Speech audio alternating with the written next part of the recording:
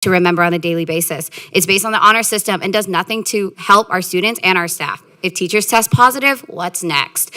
Y'all took our COVID leave away. We need sick days, and we need to hold our students accountable by ensuring that they're actually in school, not give them another excuse to miss school. Stop pretending COVID is a big deal. Prioritize curriculum, quality buildings, and taking care of our staff. Thank you.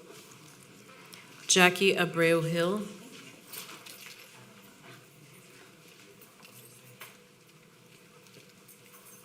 Good evening.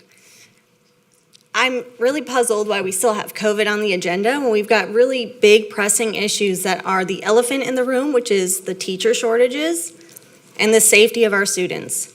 So many people have brought up, especially with the statements made last week, that we are not prepared for an active shooter. I think parents deserve answers as to what the district plans to do with teacher shortages and safety overall. I think that is so important.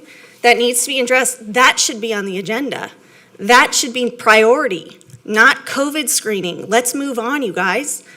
This is a flu epidemic at this point. We've got to move on and realize that we can move forward and do the right things, but we have to talk about safety first and foremost.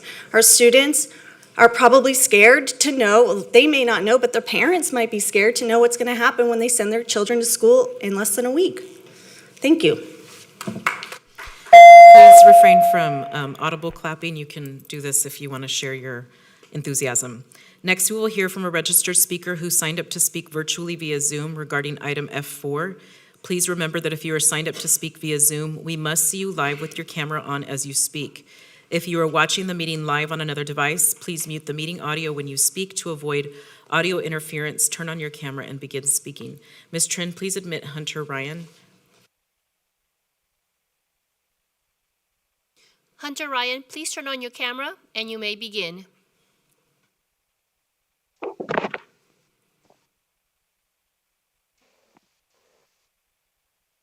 Hello, am I on? Yes. Hello, good evening. My name is Hunter Ryan. I'm a native Houstonian and a proud graduate from HISD schools. I'm here today representing myself as a local educational advocate in efforts to create better outcomes for the students. I'm speaking to agenda item F3. I would like to ask the board 3 questions about the Code of Student Conduct, which is one of the more important official documents that is produced each year to guide the day-to-day success of students in the district. Who from the local community of collaborative stakeholders was on the Code of Student Conduct Committee for school year 22-23? What was the process to incorporate stakeholder input into the Code of Student Conduct for school year 22 and 23? And why was the Code of Student Conduct not on a year 2022-2023 board agenda? Thank you, Hunter. Our next item held for registered speakers is F5, accountability presentation. Will Angela Box please come to the podium? Welcome back. I'm Angela Box and I'm a former HISD teacher. First, last, and always, you are leftists. That's why you push so hard to normalize pornography, drag queens, gender dysphoria, racism, illegal immigration, masks, vaccines, and the lie of man-made climate change. So much grooming, so little time. You claim to want safe schools but won't fund campus cops or armed staff. Instead, you sent teachers to Oregon to learn how to make more excuses as to why black children are failing in your system, aka critical race theory. There are massive teacher vacancies, yet Crockett Elementary School wants to hire a mariachi teacher. Librarians are hiding their book purchases from the public so parents can't see the porn they bought. This superintendent makes $450,000 a year, not including the $10,000 extra a month he gets for his car, phone, and house, all paid for by taxpayers. Resign. Thank you. Our next item held for registered speakers is I1, approval of vendor awards for purchases over $100,000 and ratification of vendor awards for purchases under $100,000. Will Saba Blanding please come to the podium? As I call the next 2 names, please take a seat on the front row. Travis Fife, Ted Weisgall.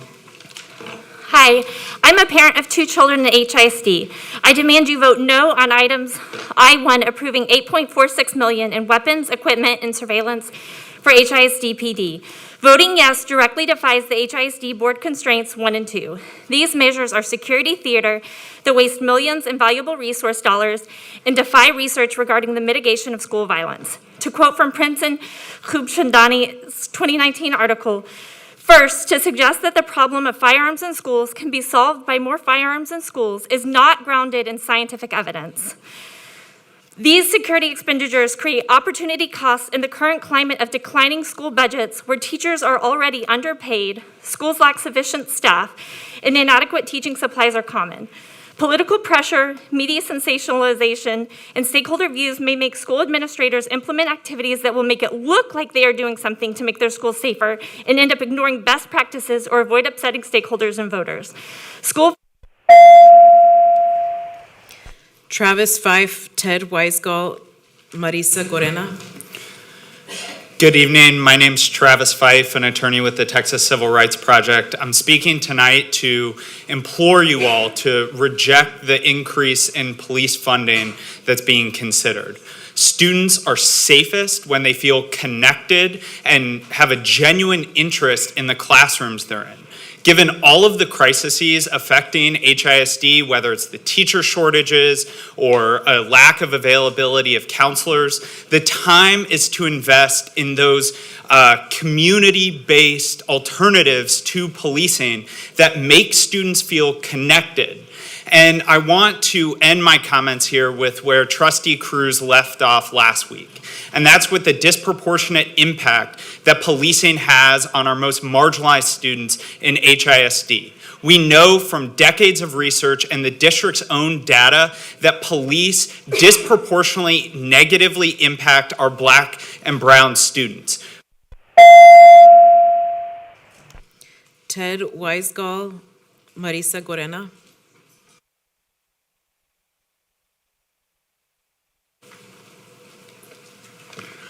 Thank you for approving the Wise Wit Publishing Company and our book, Robert's Rules for Kids and Big Kids, a guide to teaching children of all ages the basics of parliamentary procedure.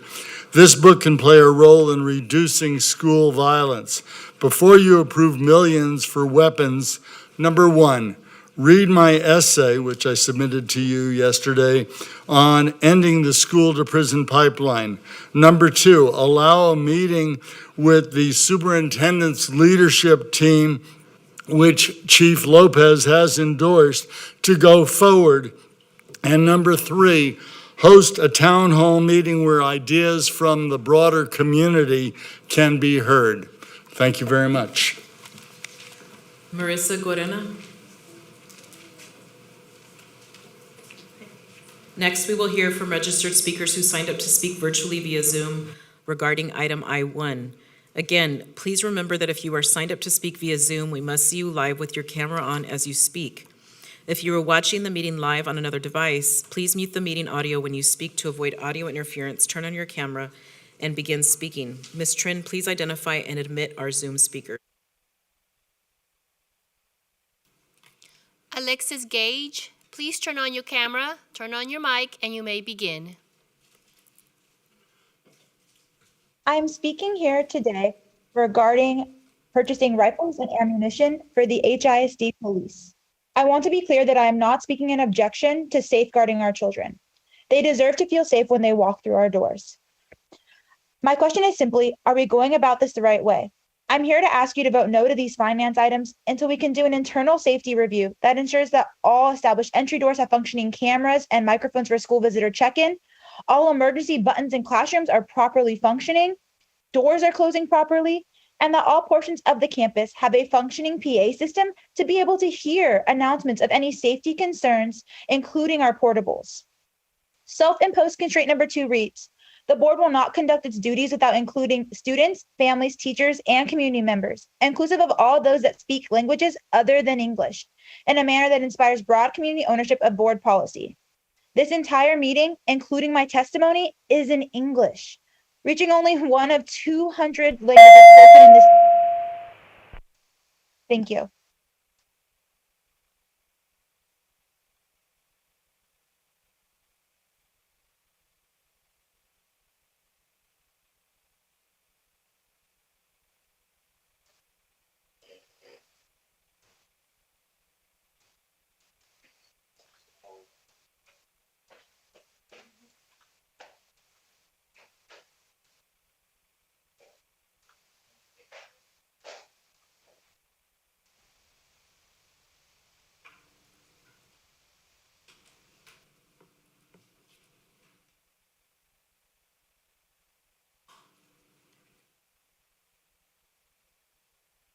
Carmel Willis, please turn on your mic and you may begin. Thank you. Good evening. My name is Carmel Willis, and I'm with Disability Rights Texas. One of the beliefs of the board is that meaningful engagement with the community is important in all major decision-making. While an assessment of HISD security is crucial, this particular agenda item has been requested without the proper community engagement. There are still many questions, including which schools will get added security and how does having more equipment equate to making schools safer. The board made a commitment in the board restraints to not support recommendations or policies that contribute to historic patterns of disproportionate discipline. As you know, students with disabilities and students of color are disproportionately disciplined in comparison to their peers and also disproportionately impacted by policing. Instead of approving these purchases, other things that can be done, such as securing gates and doors at schools, as well as collaboratively working with local law enforcement and creating a unified plan of action. I know the school safety is a major goal for the board, but I urge you to vote no on item I-1 to allow time for proper discussions. Thank you.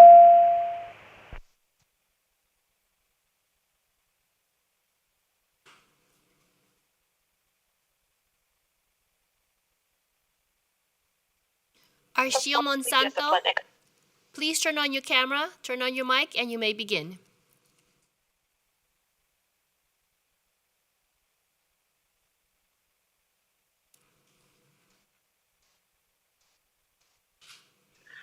My name is Arshel Monsanto. I live in Trustee District 9.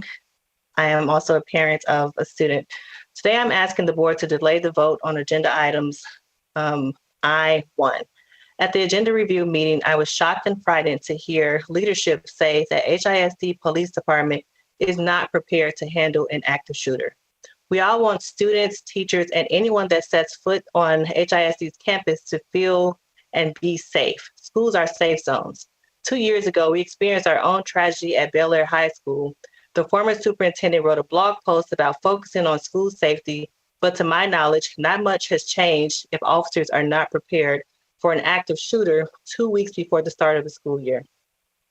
At the agenda review last Thursday, the dialogue shifted from being about training equipment so that officers know how to maneuver to asking for millions of dollars for rifles,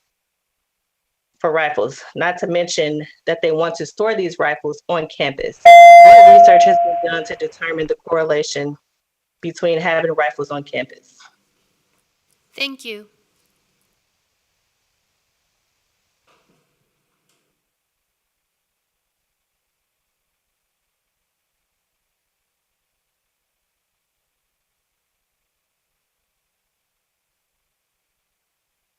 John Garcia, please turn on your camera, turn on your mic, and you may begin.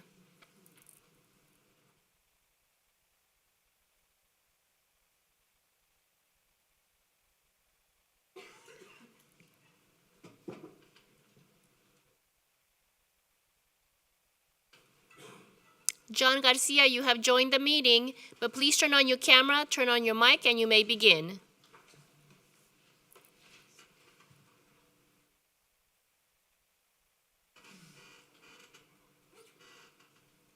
Was that for John? I'm sorry, I didn't hear this. Yes, Mr. Garcia, you may begin. Good afternoon. I'm with CVPE, and I'm strongly opposed to any further militarization of police, especially those interacting with children. It's understandable to be frightened during a time of mass shootings in schools. However, to answer gun violence by adding more guns to school environments is misguided. Further, relying on more funding for police for safety is absurd when studies and life experience show these tools are more often used against children in schools than protecting those children. This is a school district.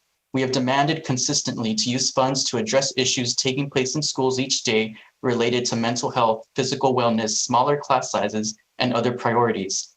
I suggest time be spent on revisiting these demands as opposed to wasting more time on guns and gear. Giving more money to police is a failed strategy that harms the mission of Houston ISD and jeopardizes rather than supports the safety of students. Thank you.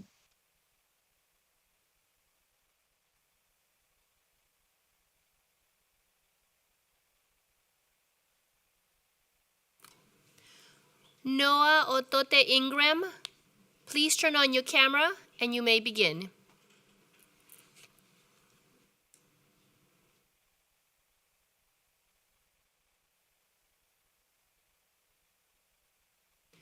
Noah Otote Ingram, you have joined the meeting. Please turn on your camera, turn on your mic, and you may begin.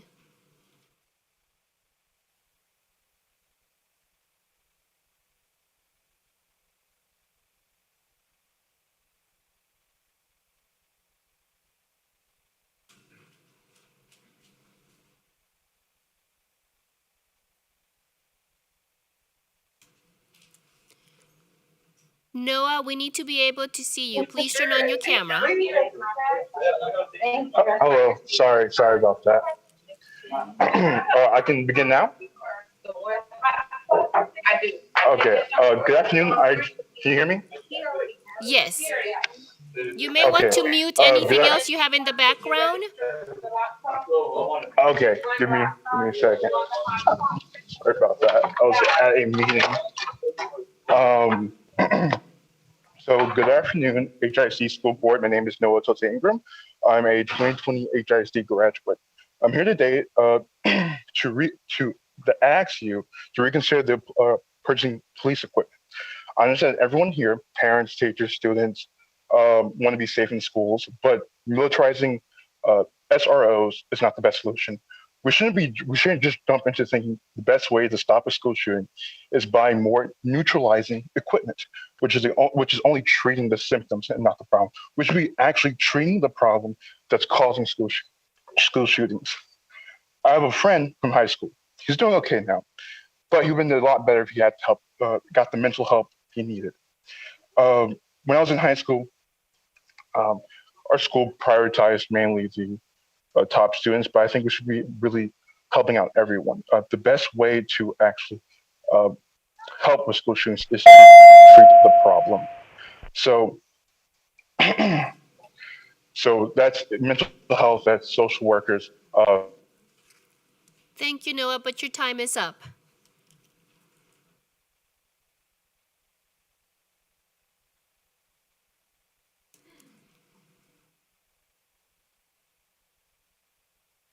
Cesar Segundo, please turn on your camera, turn on your mic, and you may begin. Good evening. My name is Cesar Segundo, and I'm a graduate of Sam Houston High School in District 1 and a member of Community Voices for Public Education. Today, I'm here to voice my concern for this agenda item that proposes spending $1.5 million over 3 years on security equipment, which includes rifles and shields for each of the 200 HISD police officers. While every single parent, teacher, and community member wants nothing more than for our children to be safe and protected at all times, this is not the right investment. In the event of an active shooter situation, the Houston Police Department is the better agency to handle the situation given that they are staffed, funded, and prepared for this scenario. Militarizing our high schools, middle schools, and elementary schools is not the answer. Instead, the funds should be used to pay for more counselors, social workers, mental health support services, and smaller class sizes that directly benefit our students' education. Trustees, I ask that you please consider this carefully and vote no on this purchase. Thank you for your time.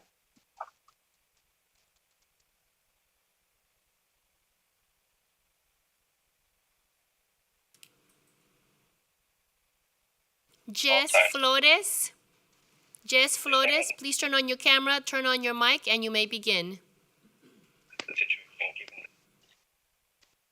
Hello, my name is Jessica Flores, and I'm a HISD teacher, and I work under Dr. Allen's district in HISD. I'm here to shine a light on safety concerns for I-1. Student safety is a priority, but I want multiple routes to be considered. I want there to be a delay in the passing of the purchase of ammunition and rifles until more options are discussed by and with the community. We have procedures and systems that work, but how are they measured against one another?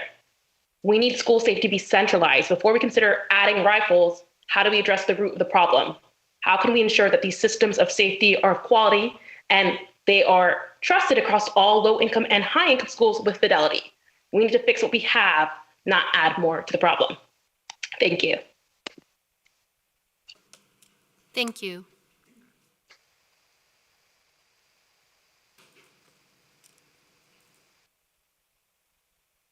Courtney Revels, you have joined the meeting. Please turn on your camera, turn on your mic, and you may begin.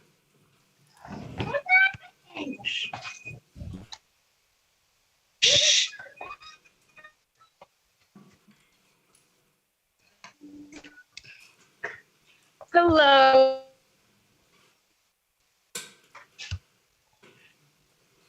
Okay, well, good evening. My name is Courtney Rebels. I have a daughter who is in second grade at BC Elmore, and I am thrilled that you guys are concerned about public safety. However, I personally would not like to see more guns and bullets in our schools. Honestly, what makes me really opposed to this purchase is because I'm a Black mom in North Forest, and there's always so many small things that our kids in our community are penalized over. I'm very worried that this will be just like the war on drugs, and this is going to disproportionately impact children in our community the most. So if someone dies, it'll definitely be a Black kid. So I would hope that you are able to find other ways to protect our students. And I'm asking that you guys vote no to militarizing our schools. And thank you guys so much for your time.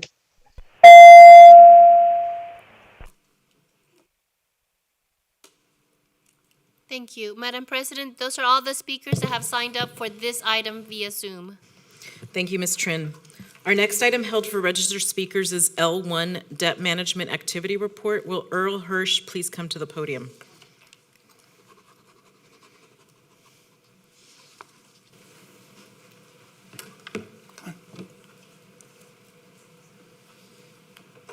I'm here following Mr. House's vague email in July about the possibility of that the vagueness is about masks. I'm here to talk about masks. I was here last August. We all voted 11-0 to mandate them. I'm just going to talk very, very bluntly. What is the impact on masks on children? Mutilation, children against children, not wanting to go to school. What does that all sound like? It sounds like we have zero tolerance for it, which is bullying. Okay, let's all come forward from that. Let's unite, though. Let's use the scientific method I talked about in February. Challenge the hypothesis. Didn't make any sense. Should it ever come up again? Don't go citing some speaking head or government. Challenge the hypothesis. Utilize this and the sky will clear. Let us all unite. Remember, strong, effective leadership matters. I'm expecting it from all of you. We are all Americans, one nation under God. We have a student speaker registered for the hearing of the community. Will Hayden Cohen please come to the podium?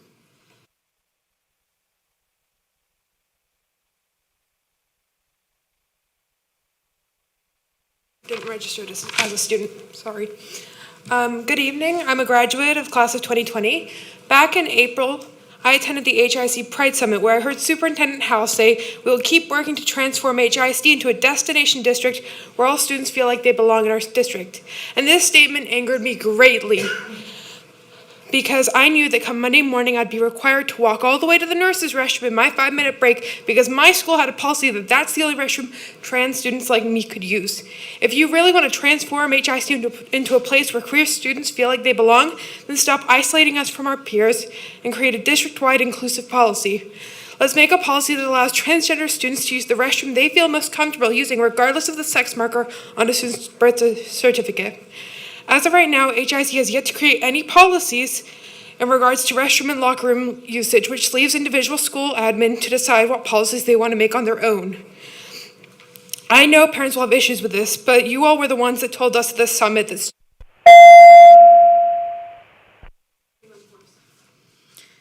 This concludes our hearing of registered speakers for agenda items. We are now ready to consider our discussion and report items. First, A2, acceptance of board monitoring update, presentation of constraint 5, progress measures 1, 2, and 3. Superintendent House, please proceed with your update. Colleagues, please hold your questions until the presentation is complete.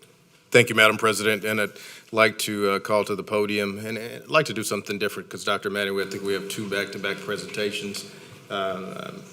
Glenn, if you don't mind letting Dr. Matney sit down so she can not have to be on her feet for those, both of those presentations, we would appreciate it. What a gentleman. Such a gentleman, Glenn.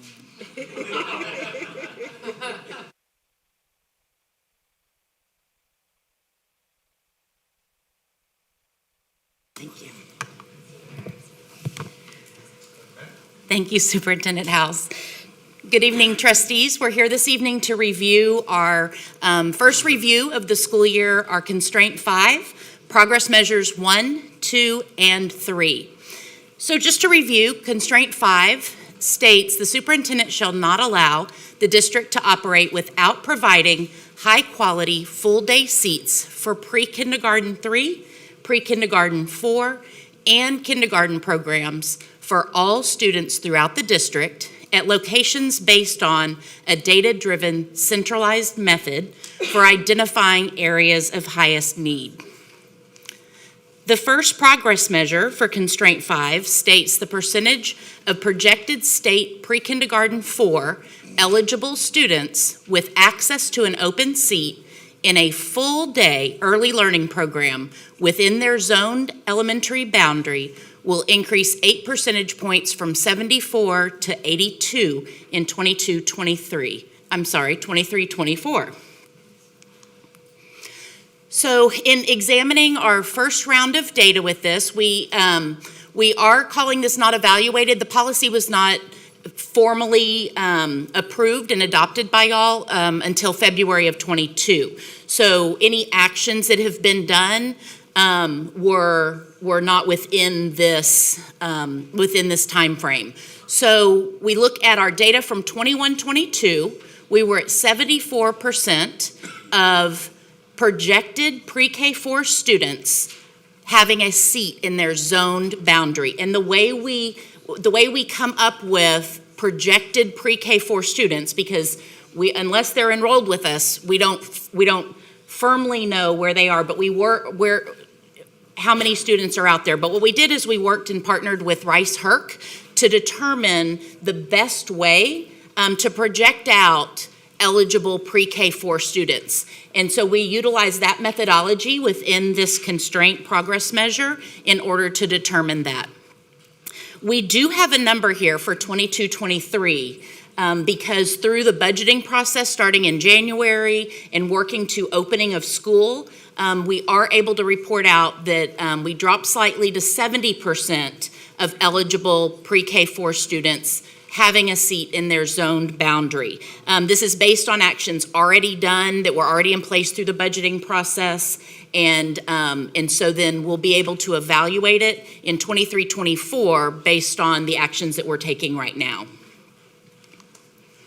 Constraint progress measure 5.2, the district student to instructor ratio in pre-kindergarten will decrease from 15-1 in 19-20 to 11-1 or less in 23-24.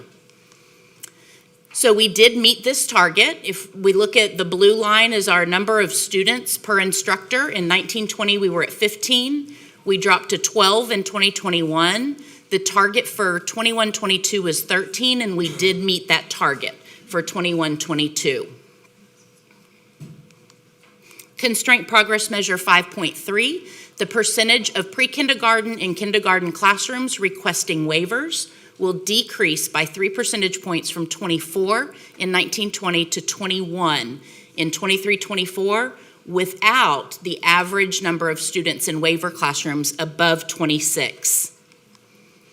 So in looking at the data for this one, again, this policy was adopted in February of 22. And so we are not evaluating this year, but we wanted to definitely show the data. The first part of this constraint is the average class size, and that is the tan bar on this document. So in 19-20, the average class size in pre-K and kindergarten classrooms was 24.4. In 21-22, it was 24.6.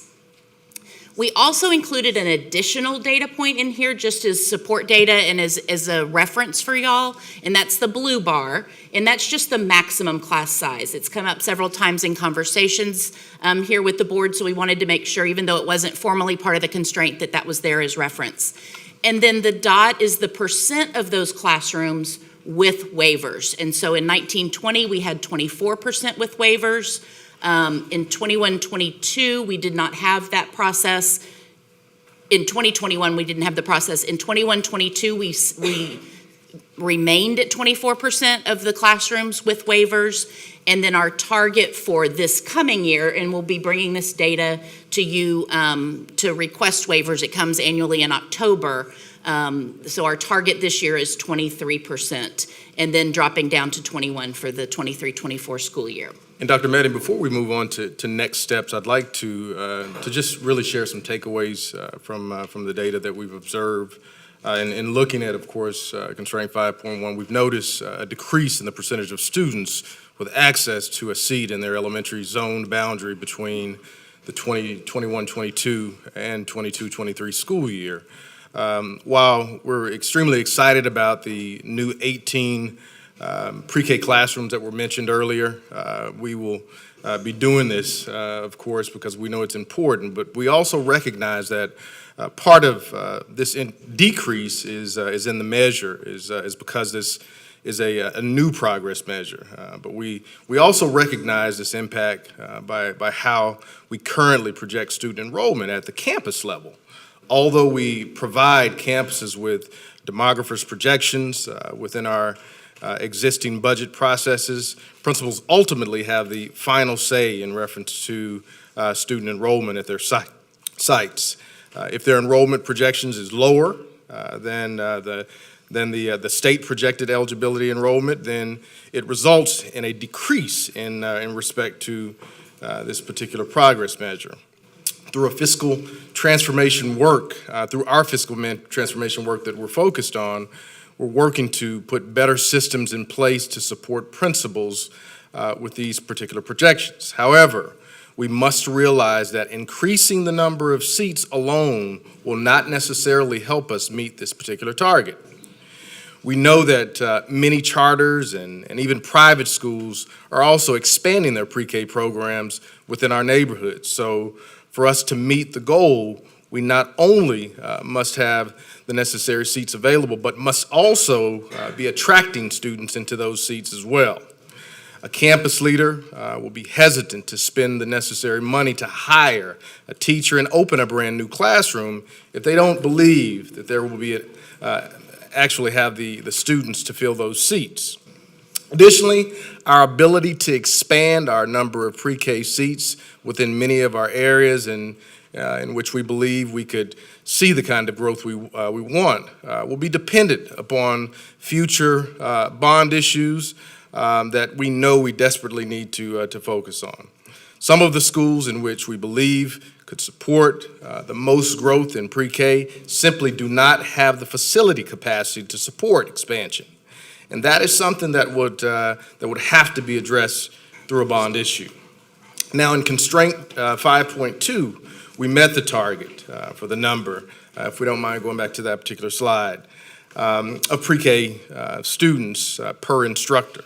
In alignment, of course, with this goal. We made major investments this year in pre-K teaching assistants, which is supported by one-time ESSER funds.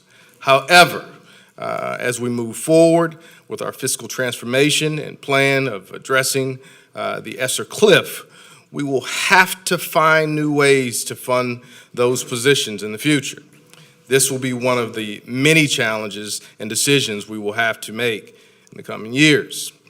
As for next steps, our school's office is hard at work working to support campus principals in managing their class sizes and coordinating master schedules as to decrease waivers in alignment with the board constraints. This is especially true for our early childhood classrooms. As I mentioned before, we will be increasing the number of pre-K classrooms this year by a total of 18, which will help us meet some of the pre-K demand that exists within our district. We are excited at this focus on pre-K, and we know that it's in alignment with our strategic plan. Now, finally, I'd like to mention we will consider continuing to invest in our expansion in pre-K education this year by leveraging federal ESSER funds. But I just want to remind us that these ESSER funds are one-time funds. Dr. Maddie, I'll go ahead and turn it back over to you to share a little bit more about next steps. All right, so thank you, Superintendent House. Yes, so we have a newly formed waiver team it's a cross-department team that we're pulling together with a focus specifically on those early childhood waivers and early childhood classrooms, making sure that principals are fully aware and have the resources needed to balance classrooms, staying on top of those numbers to ensure that those youngest students are not in classrooms with waivers. And then that increase, as Superintendent House mentioned, of 18 pre-K classrooms, using those metrics that we partnered with HERC to determine locations and where the projected pre-K students are living, and leveraging space that's available right now and adding those classrooms, those seats for this coming school year that starts in just a few days, and then again, continuing to fund those pre-K positions to keep that ratio down so we can continue to meet that target. And that concludes our presentation. Trustees, please indicate your interest in the queue. Trustee Bluford Daniels. Thank you, Dr. Metney, for the presentation, Superintendent House.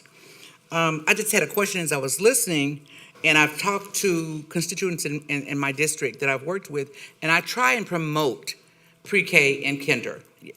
I call you if a sign is down and people can't read it, and some people go out and raise it themselves. So I'm always looking for ways to encourage people and promote pre-K and kinder.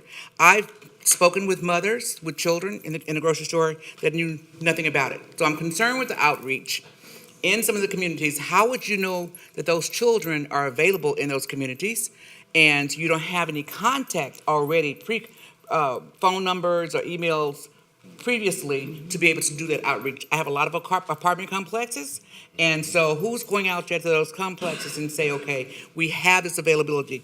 And it was mentioned that principals have the ultimate decision for the number of seats. If principals have the ultimate decision for the number of seats, how would principals be able to forecast the need for those positions or those seats if they're not even from the community? In most cases, I mean, that's not a dig, but in most cases, they're not from the community anyway, so they can't feel the pulse of the community, so they don't know how to forecast that. Yep, and what I heard, Trustee Bluford Daniels, especially when we talk about principals, why they might be hesitant in terms of opening a pre-K classroom. And I think it's important to know and remember that the progress measure assumes that we're able to open seats within zones that have high demand for students. Challenges to that include funding at the campus level. Of course, pre-K is not a part of the PUA-weighted funding formula, so campuses may not have the funds to support expansion, and the physical structure of the facilities is something that they may struggle with as well. There are certain requirements for pre-K classrooms that may not fit the footprint on a campus as well. This is where, again, I hate to harp on it, this is where it's going to be important for us to take a close look at the footprint of our facilities from a bond perspective in 2023.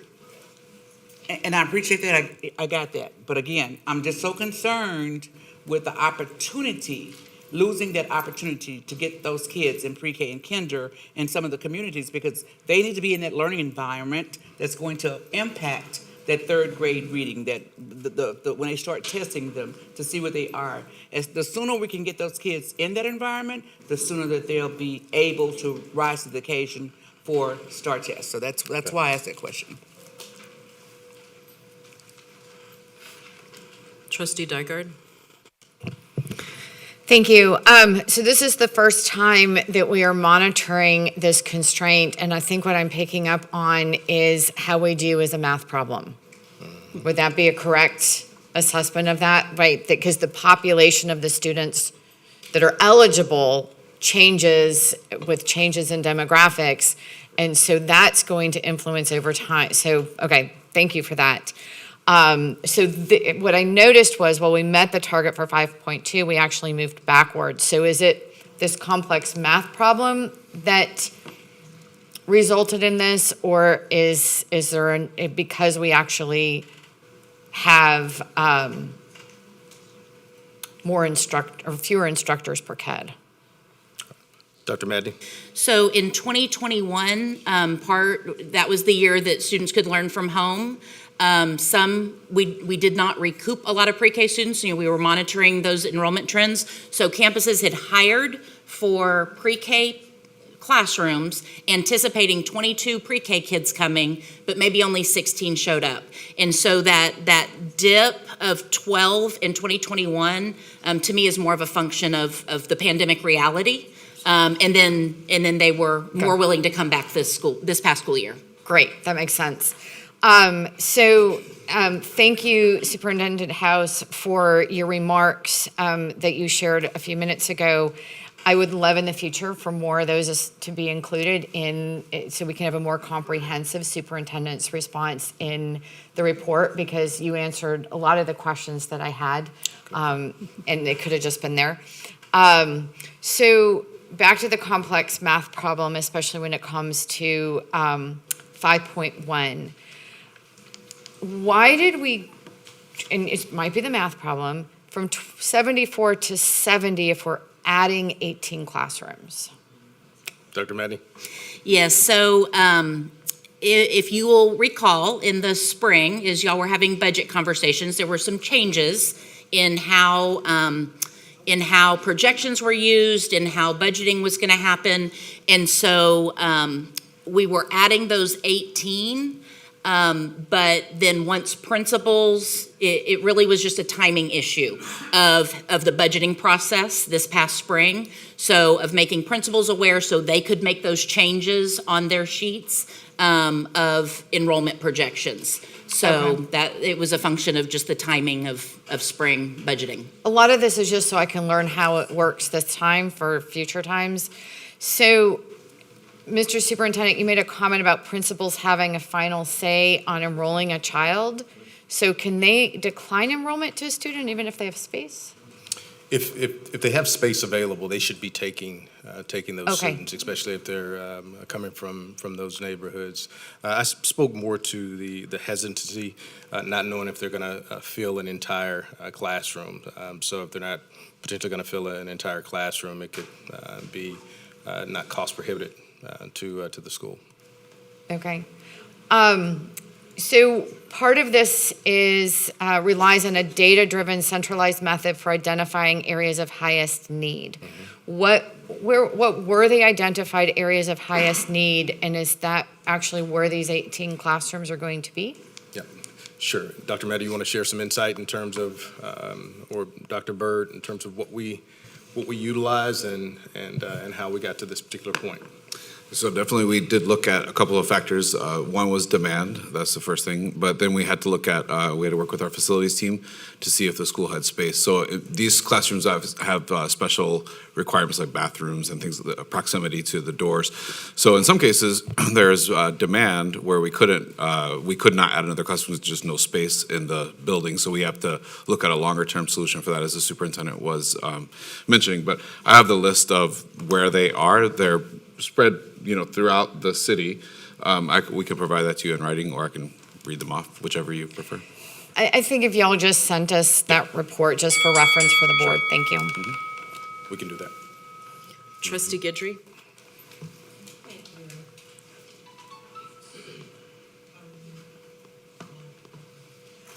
Okay, so I think you just answered one of my questions, was what was the location of the 18 centers? But let me ask you something. Is it possible to just not send it to us, but to send it to the community as well, so they will have an idea of where these locations? Oh, I'm sorry. Trustee Guidry, I want to clarify, it's not 18 centers, it's 18 classrooms. Classrooms, throughout, exactly, right. different communities. But I'm sure we can, if we haven't already, in terms of the notification within those communities and beyond, we can do so. And likewise, with the Hirsch projections, are those projections also available to the community? Can they review? Because I'd like to actually see that myself. Dr. Madney, are the HERC studies and projections? So HERC didn't actually do projections themselves. They worked with us on a methodology for this constraint. When y'all brought us this constraint, we wanted to make sure there was research behind, especially this last part of the constraint, at locations based on a data-driven centralized method. So we brought them in and they helped us with the methodology behind this. We can certainly include the methodology within our support documents going forward. It's not a secret. We look at different data points and project out based on kindergarten students that are currently enrolled that meet the pre-K tech state eligibility requirements, which there's a list of them. And so then we project backwards instead of projecting forwards is how we do that. Thank you so much. Absolutely. And I would certainly appreciate that, and I'm sure the community would as well. My last question, on slide 9, you say that the pre-kindergarten would be funded under ESSER, but then you're saying that it's funded by the school and the principal. So which one is it? Clarify that for me. If we remember, ESSER dollars were funneled down to schools. So schools have those ESSER dollars to utilize to be able to support this expenditure. Okay, so that's what it is. It's not coming from the administration that's funding that. It's funneling down to the principal, and then the principal. Now, is it funneled down to the principal for that specific purpose? So if it is, how can they not accept the classroom if they received the money for that specific purpose? So I do have someone, Pam, if you want to come share some insight in reference to ESSER. She's one of our resident experts around our federal dollars and can provide some insight here. Good evening. So the funds were allocated to the campuses. The principals make that decision. It's not specifically for pre-K, but so they are able to choose pre-K or other positions that they need. Okay, so it could be utilized for a variety of things, and the principal just have to make that decision. Yes, that's correct. Thank you. Thank you. Trustee Hernandez? Thank you. I'm going to continue on that thread. So if the district knows that there is an area of town that there are students that are pre-K aged, but the principal decides that they do not want a pre-K classroom, what does the district do in that case? So that flexibility in decision-making has traditionally been at the discretion of principals. This year, we utilized data to try to make those recommendations, and I don't know that we've had issues, quite frankly, in terms of taking the data, taking the recommendations to particular principals, and anybody saying no. So that hasn't been an issue this year. I think they've been very receptive to the needs, and we're looking forward to filling as many of those 18 classrooms as possible. Okay. Do we have any classrooms currently that are designated pre-K classrooms that are not being used as pre-K classrooms? I don't have an answer to that. Dr. Byrd, any insight? No, we're using all of them that are available and have even converted some new ones. Okay. And on slide 4, I know that you already explained this. I didn't understand the explanation. How are we adding 18 classrooms but still dropping in the amount of seats? Dr. Maddy, you want to? Sure. It's, to use Trustee Dygard's term, it's a math problem. So when once school starts, if we were to rerun this once school starts, it would have been different, but it got the process and the data that we used There was an overlap in time because of the original budget proposal and then changing that back to the PUA. When is this data from then? So the 70 is percent of projected students, and projections, a recommendation is made, and then principals, we went back to the process of principals then giving input based on the information that they know. And what happened was they were not aware of the 18 at the time they did those numbers. So we used the budgeting numbers instead of so that it was consistent with everything that the trustees had seen. So when did this 70 number, when was that arrived at? Months ago then? No, it was arrived at after we went back to the PUA funding model, and principals worked with budgeting on giving them their projections. It did not incorporate the additional 18 classrooms just because of timing. Okay. That makes a lot more sense. Are we projecting that the new pre-K classrooms will not be full? Or is the projection that they will be at capacity, the new 18 classrooms?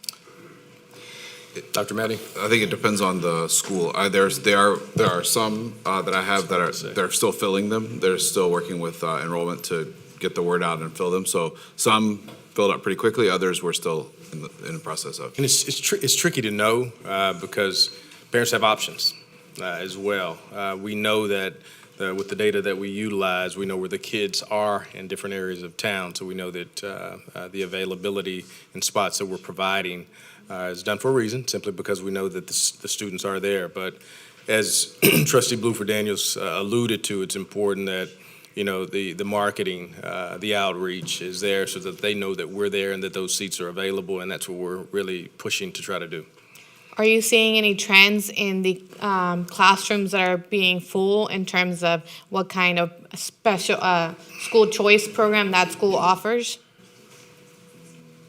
Anything that jumped off the page, Dr. Bird, in terms of offerings? One of the things that we've talked about is simply the timing and making sure that we make available these seats in an earliest time frame that we can, because we know that many of the charters and privates that are out there will do just the same. They'll try to make those seats available early.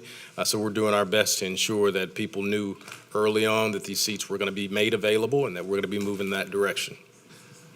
And I would just add that I think after the first day of school, we can look at what the true numbers are, and then we can go back and analyze if there was some difference.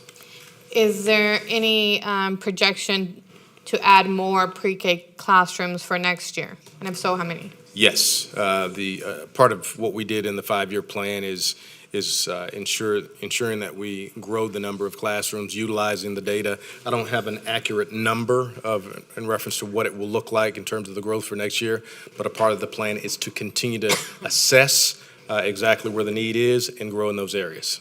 Okay. So for 5.2, how will more students affect CPM 5.2? Dr. Maddie? So more students, it could affect it two different ways. If we do not hire additional teachers in response to more students, then we will be above the target. But if we maintain, and that's what our plan is to do this part, if we maintain as new students are coming in to pre-K classrooms, adding additional pre-K instructors, pre-K assistants to keep that ratio down, then it will stay under. Is there any discussion about incentives to make sure that for teachers that are in this category, to make sure that we meet our target? I'm sorry, Trustee Bluford Daniels was distracting me. Yes, I did see that. Thank you, Trustee Bluford Daniels. However, it is my time. Are there any discussions currently to incentivize teachers to be in this very necessary pre-K level for next year? Because we might have shortages in pre-K. Yeah, it's definitely a challenge across the board. What I can say is that 95% of our positions our field. And we know that pre-K is important. Mr. Grant Skinner, is there a particular incentive that we have? You can give me a nod from where you are. Not for this year, for next year. Specifically for pre-K, there is not. But it's definitely something that we can consider. We'll determine where we are this year around the numbers and filling those 18 positions to see if there's a need to potentially provide some kind of incentive. Thank you. I know I heard you discuss the PUA for pre-K works different.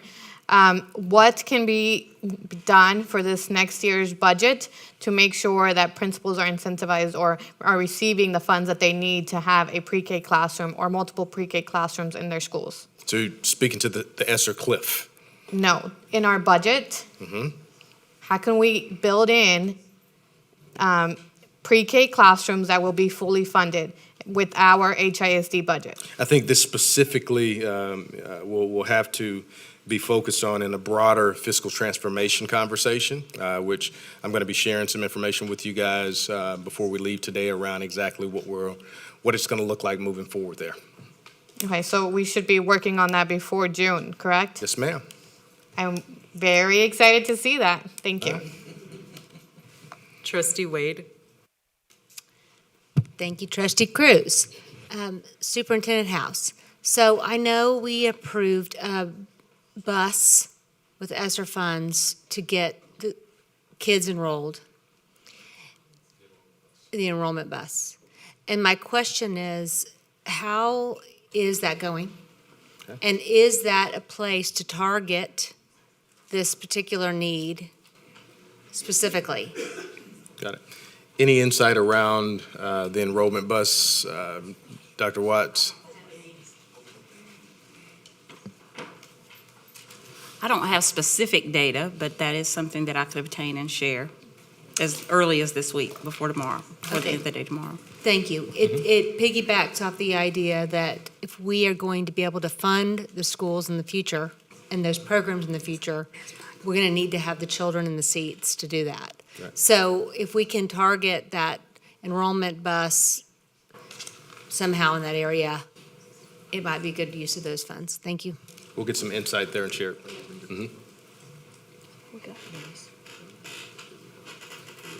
Okay, Trustee Dygard and Trustee Bluford Daniels. Did y'all already go round one? I did. Okay. I'll wrap up round one then. Okay. So a couple of just questions for my clarity. Superintendent House, you said that pre-K was not part of the funding formula. Why not? I'm not sure I understand. Correct. Dr. Matt, you want to share some, or Pam, you want to share some insight in reference to pre-K not being or part of the Glenn? Why don't you come? Glenn, I'm going to make you stand at the podium. Good. Of course, I don't know how to use this one. Okay. Pre-K is funded. The state fund is only half pre-K, half day. But for our schools, we do fund them the full day. So if they have a pre-K student, they get funded for the full day. So where does the funding come from for the other half? We use funds from the early education allotment to fund the other half-day pre-K. Okay. Thank you for clarifying that.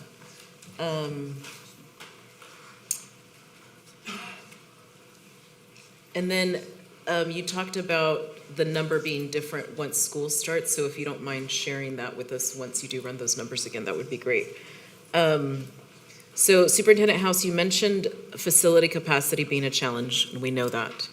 What other solutions are there besides a bond? Because we know even if there is a bond vote next year and it passes, we are talking about years before these will be built out. And that is another generation of kiddos without high quality pre-K. So what other solutions are there besides I think it goes back to, again, what I mentioned to Trustee Hernandez just a little while ago, the work that we've already started to focus on in terms of fiscal transformation. Again, I'll be sharing some insight around that in my superintendent's presentation here in just a bit. So I look forward to diving in deeper then. Thank you. And I have a question kind of following up on what some of my colleagues asked, and I'm trying to understand. So the constraint itself talks about identifying the areas of highest need. And then the progress measure 5.1 talks about students in their zone. do those necessarily correlate? And I'm not clear how you're identifying the highest need. I heard Chief Byrd talk about demand, but what is highest need? Dr. Manny? Sure, so they work hand in hand. So the constraint is written by trustees, really wanted to dig into areas of highest need. And that's coupled with the HERC research around proximity as well. And pre-K students were more likely to attend a pre-K within the 1 or 2 mile radius. And so we wanted to couple those together with our constraint progress measures, which is why in 5.1, we're looking at specifically boundary. And then we started with, as we roll out the plan to add more pre-K classrooms, we're starting in the areas with highest need to scaffold that. So we looked at schools that had many more students that would have been eligible but didn't have access to a seat. And so that's where those two concepts marry in 5.1. Okay, that is helpful. And I guess, who are the students that are not being served, even with the new 18 classrooms and this identifying, I'm sure there are gaps. And so who are the students that are being left out of this equation? And we had looked at the possibility. We started off with the number 21. So we were prepared to go as high as 21, but we feel more confident in terms of the numbers at 18. So while there may be students out there, we feel like we've accommodated or adjusted for the numbers that we think are smart right now. So I can't really speak to who's not going to be served. I think it's more so going to be about choice and advertising. And I think we're going to make sure to put ourselves in the game to ensure that parents understand that we have a quality opportunity in front of them in their area closest to the school that they would be attending or that they should attend. So you don't feel like there are groups of students or communities that there's still a need? You've identified the need, you know it's there with this constraint, but because of capacity aren't being currently served. We feel like we've done our due diligence in identifying where the need is, and instead of increasing the number of classrooms, finding that sweet spot in accordance to what the data is telling us. Okay, thank you, and I look forward to seeing that list and report. So HERC published a study, I think it was just this month, about students attending our pre-K programs. And they mentioned the difference between high-performing pre-K programs and not high-performing pre-K programs. And I did submit this as a board referral and curious if there's been any progress on those answers. Okay. I don't know that we've gotten that one yet, but we'll make sure to get a comprehensive answer out to you, to the entire board. And I would love for that to be public information if possible. Trustee, okay, so we're on round 2. Trustee Dygard. Thank you. I have a follow-up question to something that Trustee Cruz asked about capacity, with capacity. And I hear, hey, in some areas we have more need than we do have space, and we're gonna have to wait for a bond. The bond that our 2012 bond is just now about to finish.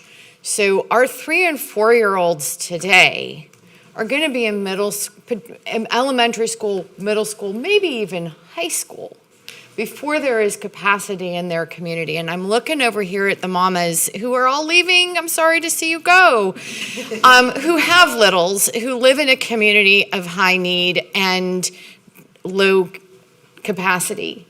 And I'm struggling to, how do I tell a family who has a 4-year-old today that, sorry, you're just never gonna get pre-K for your kid? So the question I have is, what are we doing before we have a bond to address the capacity need?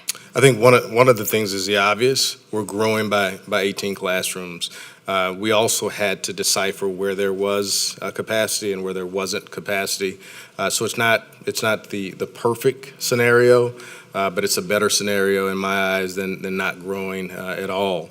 So we'll continue to build out that capacity in places that might not have, and it may be that, you need a restroom that's smaller in a particular classroom that couldn't be done in a timely manner. All of those things will be taken into consideration in the areas of high demand moving forward, especially if the data is telling us there's more growth that's required in those areas.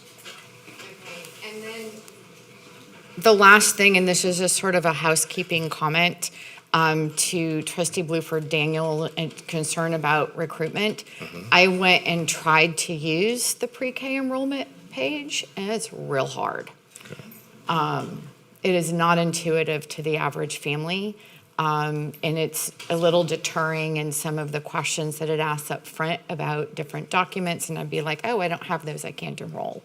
Or I don't know how to pick the school, I don't know which one's nearest to me. And so I just wanted to offer up that feedback to her, concern that might be something that, We appreciate that just feedback. an observation. Thank you. Thank you. Trustee Bluford Daniels.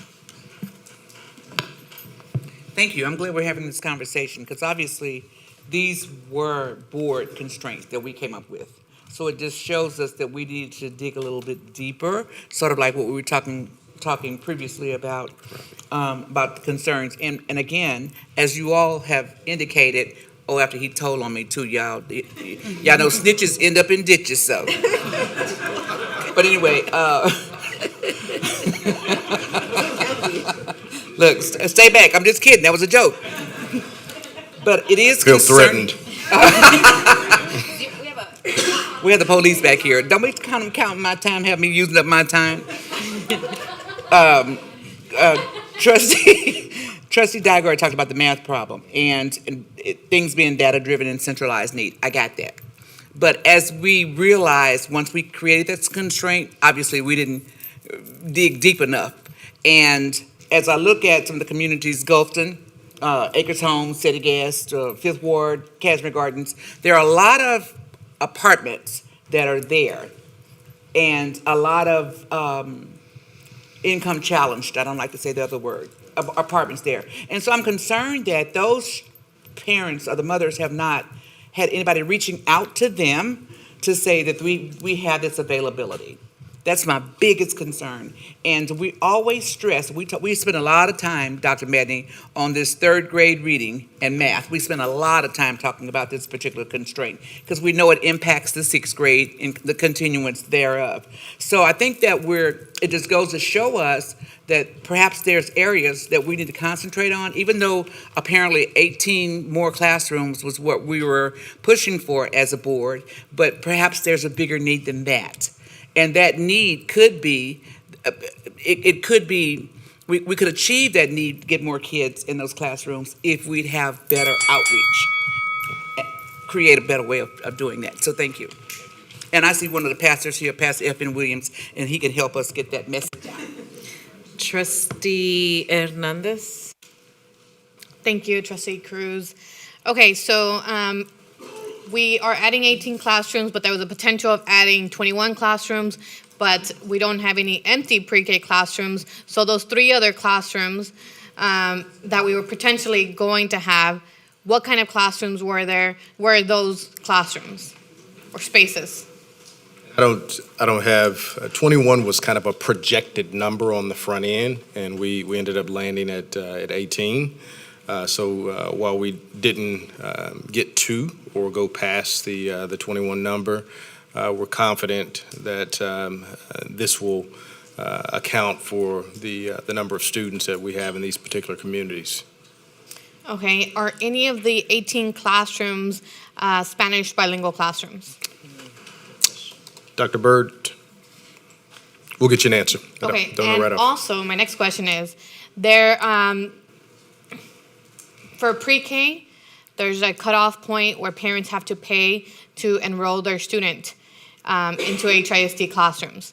So what can we do to make sure that we are helping those parents, maybe increase where that cutoff point is? Or what can we do to help make sure that those parents are actually enrolling their students in HISD pre-K classrooms instead of holding them back, because they're having to pay hundreds of dollars a month to have their pre-K child in HISD? The idea is to focus on the need first. So we want to see our highest need students take advantage of the opportunities. So it's definitely something that is a part of our thinking as we've raised or as we increase the number of seats of pre-K throughout the district. I completely agree that our students with the highest needs should be focused on first. However, I also believe that we need to increase our enrollment and making sure that we do get other students who are not just the highest needs into our pre-K classrooms in early should be a goal of HISD, to make sure that that pre-K is available to all students. Got it. So I don't disagree with where you're coming from, but it's definitely something that we'll dig a little bit deeper into. Glenn, do you want to share some insight in reference to tuition and what we've done? I know we have done something around it. I just don't know the details, but I know you have dealt with it in the past. Sure. So if a student is eligible for pre-K, we do not ever charge them tuition. What does eligible for pre-K mean? There's a list of criteria to be eligible for pre-K. State. Economically disadvantaged. There's a whole list. Is that a list that HISD creates? No, it's state. It's state driven. The only ones we charge tuition to are students who don't qualify for pre-K, and we do have some tuition classrooms in our school. Is that a list that HISD can modify? No, it's state driven. Can you tell me why it's state driven, or what HISD can do to modify that list? There's nothing that HISD, is it because that's how we get funding? It's in statute, yes. To be it's in statute of what qualifies a student to be in pre-K and generate funding. If they don't qualify under the statute, then they would be a tuition student if a district chooses to charge tuition. Okay, and we are choosing to charge tuition, is correct? what you're telling me? Right, we don't generate any revenue for a student that's not eligible. Okay. Okay, thank you. Trustee Santos? Thank you. I don't have that level of detail in this email, but we'll get it to you in writing. Yeah. Hi, thank you, President Cruz. So some of the concerns that were brought today, the modular buildings that come equipped with restrooms, so that buildings that don't meet the restroom for pre-Ks can have that opportunity, so that way these schools that do and or need pre-K, that's a solution, and just trying to be solution oriented here. And to Glenn's point, and to my colleagues, just want to let you know, we don't have to charge tuition for pre-K. We can cover that cost. Yes, we don't generate money, but if we can generate more seats and kids want to come, then what happens after pre-K? Oh, kindergarten, first grade, second grade. If you build it, they will come. And to the next point about, so I've received a ton of advertising and people knocking on my doors who want to send my son who want me to send my son to their through their doors. And I live in an area where a ton of charter schools are coming in. They're specifically tailoring their marketing and knocking their doors to my surrounding community. And I just want to say, echoing my colleague's concern, Trustee Dygard, using HISD guidelines, my son did not meet the requirements for a seat in early childhood center for HISD. I think that it's worth looking over the guidelines, like Trustee Hernandez said, yeah, TA has their guidelines, but that's bare minimum, and we don't have, we have to meet those guidelines to accept kids in, but there can be a higher threshold or a more welcoming environment for parents that might want to send their children to HISD for pre-K. We don't always have to operate within the parameters that are set for us. We can actually make things a little easier for parents. Thank you. Trustee Guidry? So how do we compete with the pre-K offerings that's year-round? Because, if a parent have an opportunity to utilize their funding, state funding, for a location that is year-round, but we close 2 months out of the year, how do we compete with that? Because I would place my child someplace, especially if I'm paying for it, that the child can be there year-round, so I can work. So do we have any measures in place that we can keep our pre-K centers open year-round? Of course, funding is what this speaks to. And when we talk about our fiscal transformation, it would have to be something that we would take into consideration, but it would be about the dollars and cents to be able to do something like that. But currently, you hit the nail on the head. Our pre-K centers and pre-K classrooms are open in the traditional sense of what our schools are open right now. What about the ECI? Is there any way we can coordinate with ECI through HISD, through the state, those receiving funding for the additional 2 months when the school is out? Chief Reed, any insight there in reference to funding ECI?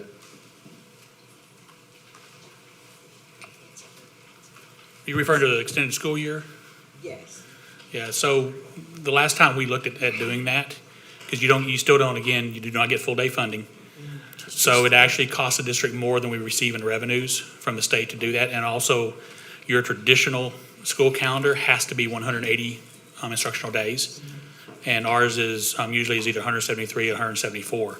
So we would not only have to add additional school days and extend teacher contracts, but we also don't generate full funding for that extended year.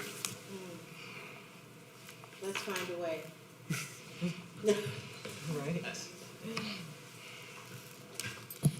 Trustee Baker?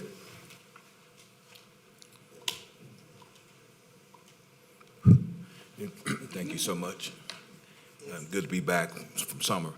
Mr. House, are we prepared to handle a surge, perhaps, if there's a surge in the pre-K request? And are we prepared teacher-wise to handle a surge? And my second question is, are you willing to look into partnering, if we run out of space, partnering with apartment complexes and so forth to find, extra space and take advantage of that in case there's a surge in enrollment? So, as I mentioned earlier, of the 95% of the positions that have been filled, I don't know exactly what the breakdown is in terms of how many of those teachers are pre-K teachers. I'm sure we can get that information for you. In terms of partnering with other entities, I think that's something that would have to be researched, because those entities would have to have certain things in place in their facilities to ensure that they meet the requirements of pre-K 3 and 4 as well. But I think what we have to remember is that the research that was done with HERC and others within HISD has given us a pretty good sense of exactly where the need is, and we feel confident that the number 18 is where we need to be in comparison to increasing beyond the 18 or going to the 21, like Trustee Hernandez mentioned earlier. Thank you so much, sir. Mm-hmm.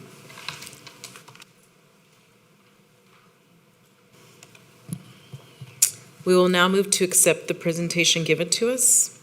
May I have a motion? So moved, Hernandez. Second, Santos.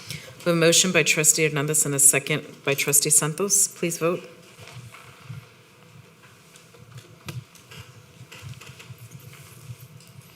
Nine, 4, 0 against, 0 abstentions. Our next discussion and report item is F5, 2022 Accountability Presentation. Superintendent House.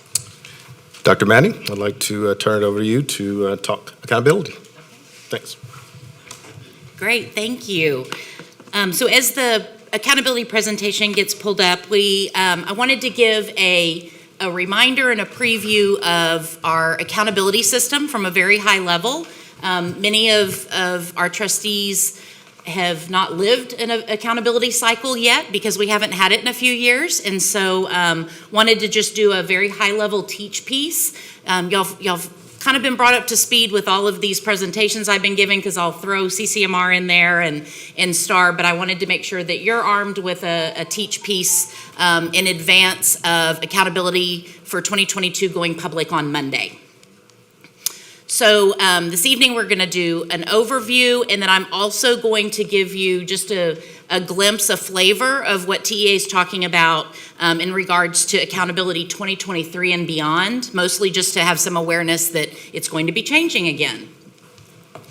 So 2022 A through F ratings timeline. This is our first A through F rating year since 2019. And in 2019, that was the first A through F ratings year. So we've had a little pause. All ratings are based on 3 domains: student achievement, school progress, and closing the gaps. For this year, and this year only, districts and campuses will receive A, B, C, or not rated, Senate Bill 1365. So in the last legislative session, there was a bill passed, Senate Bill 1365, that granted a 1-year pause in D and F ratings. So if a campus's overall number is equivalent to a D or F, they will have a not rated rating. It's a 1-year only deal from Senate Bill 1365. So domain 1, student achievement, looks at 3 different categories: STAR, CCMR, and graduation rate. So for STAR performance, it looks at the average of approaches grade level, meets grade level, and master's grade level.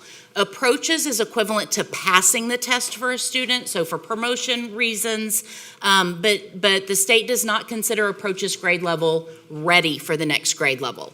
It considers that significant interventions still needed to be successful in the next grade level content. Meets grade level, which your board goals are set on meets grade level standard, that means the student is prepared for next grade level content, and master's is significantly prepared for next grade level content. College and career and military readiness indicator is the percent of annual graduates who earn 1 or more CCMR indicator. So we'll go through some detail about CCMR in a minute, but it's looking at who we give diplomas to and did they check 1 or more of the CCMR boxes. CCMR does lag by 1 year. I think Trustee Wade, that has come up before. It does lag by 1 year because our graduation rates consider summer grads. And so these indicators lag. So for 2022 accountability, we're looking at class of 2021 data. Similar to graduation data as well, and it looks at the best of 4, 5, or 6-year graduation rates. So if a student comes back for a 5th year or a 6th year, it's looking at the best of those graduation rates. So for domain 1, for elementary and middle schools, it's a very simple calculation. It's the approaches, meets, and master's grade level divided by the total number of tests. So it's only STAR for elementary and middle schools. For districts, high schools, alternative ed campuses, and K-12 campuses, and we have all of those in our district, we consider 3 components. STAR, the same calculation for elementary and middle, is worth 40%. CCMR is worth 40%, and graduation rate is 20%. For CCMR, so I mentioned that students who graduate with a diploma and check 1 of the boxes. These are the boxes. We're looking at students who meet the TSI criteria on any of those tests listed there: SAT, ACT, TSI-A, the TSI assessment, or have matriculated through a college prep course with an Institute of Higher Education. Houston Community College is that institute here in HISD, in reading and math. Or they meet the criteria on AP-IB exams, so a 3 on AP or a 4 on IB during the previous 4 school years. Dual credit course completion. On-ramps course completion, we have a small number. It's similar to dual credit. It's just slightly different, not of significance. other than it's offered through the University of Texas, and to me, that's significant. Earn an associate's degree. And Career Ready includes earn industry certification from a TEA-approved list of exams. They align those, what qualifies for that each year. Earn a level 1 or 2 certificate in workforce education area, so like a plumber certificate that they've gone through the programming largely here through Houston Community College. Graduate with IEP in workforce readiness. So our students receiving special ed services, do they qualify for workforce readiness and ready to enter a career? And a student receiving special ed also services graduating with an above minimum diploma. Military Ready is on hold. We're waiting on some data pieces from the Department of Defense that the TA has not been able to obtain yet. Domain 2 is school progress. We're looking at academic growth and relative performance. So academic growth is looking at students, are they making progress from one grade level to the next? So 4th grade reading to 5th grade reading, for example. And then relative performance looks at STAR, so actual achievement, compared to economically disadvantaged population. So it removes that if a school has 1% economically disadvantaged and they're 90% achievement versus 100% economically disadvantaged and 80% achievement, it levels that playing field. And the state allows us to look at the better of those two components. So whichever one is higher is the one that we use for Domain 2. For Domain 3, the title is Closing the Gaps. This is the most complex domain, and it's the one that's responsive to our requirements under the federal government. For elementary and middle, we look at, there's various indicators there on the left. High school has similar for meets grade level, but also includes graduation, CCMR. English language proficiency is in both. So how students are scoring on TELPAS, are they advancing through learning the English language? And then for each of those 4 areas for elementary, middle, and the 4 areas for high school and districts, there's 14 student groups that are evaluated. So and this is the one that each of the student groups has a different target that TEA has set. Our overall grade is a weighted average of either the better of Domain 1 or the better of Domain 2. And already within Domain 2, it's the better of the 2 components, and that's 70%. And then Domain 3 is worth 30%. So for our accountability 5-year reset, this is just the timeline in looking at jumping to November 22 to February 23. We're going to have some feedback sessions with TEA to give input. We have told the federal government as a state that we will do a 5-year reset for the next few years, for the next, I think, 3 cycles. But in spring, we'll get the actual final rules to the accountability system going forward for 23 and moving on.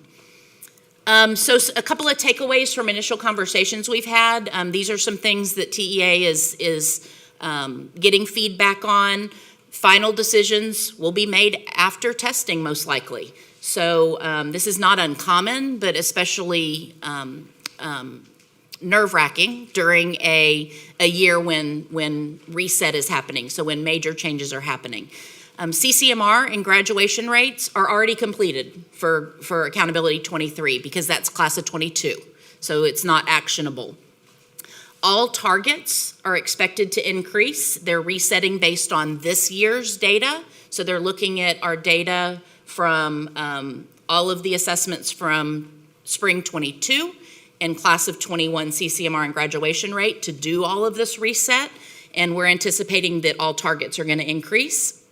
And we're also anticipating changes to how they're measuring growth, how they're measuring CCMR, which student groups we're looking at, and what closing the gaps components are going to be measured. So some pretty significant changes are coming forward, but no answers yet. But just wanted to level set y'all with where we are right now and where we're going forward as our final decisions come out on Monday for 22. So those accountability ratings will be made public Monday through the Texas Education Agency website. We will be presenting to y'all accountability ratings publicly in August. I believe the plan, Superintendent House, is next week after ratings are public. You will also be receiving and required to approve targeted improvement plans. We'll be bringing those to y'all this fall again. Those of you who've been part of the board for several years, you may remember those. That requirement was put on hold for a couple of years. And then the administration is going to continue to be involved in TEA feedback sessions for the reset to make sure that Houston ISD's voice is heard. And that concludes the accountability teach piece. Trustees, please indicate any questions in the queue. Trustee Guidry. Thank you so much for that presentation. I just actually have one question. For the A through F rating, is that based on a 1 to 100 scale? So how is an A determined, a B determined? That is correct. It's an A is 90 to 100 and so on. Absolutely. Thank you for that question. I have a couple of questions. Are all the domains equal in weight to calculate the score? They are not. So the overall grade, yes. So the better of domain 1 or the two components of domain 2 is 70%, and then domain 3 is 30. And then if you can pull up slide 6. So to be determined college ready, a student just has to meet one of these criteria. Is that correct? That is correct. Okay. And then for the accountability reset, so for the school year 22-23, we will still be under the current accountability system? No. So in spring 2023, they're announcing it. Okay, help me understand. Yes. So it is normal process for us to get the accountability manual. Like our accountability manual for 22 was just final last week. So it is normal practice for the accountability manual to be final after testing is done. The same holds true for a reset year. We will know what rules are going to be put forward in the accountability manual, but then it has to go through so many days of public comment and all of that. And so, but we will not have a clearer picture. There's a framework on the TEA website right now that gives us some general idea. We've been in several sessions talking about, which things are more global and they're willing to work around and which are more going to be a done deal, but some of the details are not going to be worked out until well after probably kids are even gone. Okay, that's really helpful. Thank you for clarifying. Okay, seeing no one else in the queue. Thank you, Dr. Matney. We will now conduct our hearing of the community so that speakers may be heard no later than 7 p.m. in accordance with board policy. Only those who registered by noon yesterday may speak this evening. Copies of handout materials must have been provided by board services by noon yesterday. We have 16 registered speakers remaining this evening. Speakers are limited to 1 minute each. I'd like to remind speakers that when addressing the board, please stay on topic and refrain from naming individuals, especially students, as they are protected under the Family Education Rights and Privacy Act. However, naming your own child is permissible in the course of stating your concern. The board encourages and welcomes comments and input from our community, but we cannot respond to or deliberate on any subject that is not included on the posted agenda. That is, the board cannot deliberate or respond directly to a speaker in this format. While the board listens to concerns of a general nature, speakers should practice normal rules of decorum. Obscene language and profanity will not be tolerated, as this is a public meeting and our students are watching. Additionally, disruptions of the meeting will not be tolerated. We ask the audience to refrain from interrupting speakers while they present to the board during this portion of the meeting. We will begin with registered speakers who signed up to address the board in the auditorium. We ask that you please speak directly into the microphone. The clock on the wall to your right and the podium will count down your time and will signal when your time is up. I ask that you please respect our procedures and the other speakers and end your remarks promptly when your time has expired. And trustees will take a recess after hearing of the community. Would Bridget Mongian please come? Mijan, okay, thank you. Please come to the podium. As I call the next three names, please take a seat on the front row. Denise Harris, Paola Apolinar, and Vanessa Rivas. Go ahead. My name is Brigitte Mongeon, and I am the sculptor of the Booker T. Washington Sculpture Project. I gave you some documentation on this. I am coming before the board hoping they can expedite and facilitate the signing of my contract that has been with HISD for over 3.5 years. With a signed contract, I can complete the work. Further delays in this contract mean further delays in the project and possibly additional costs.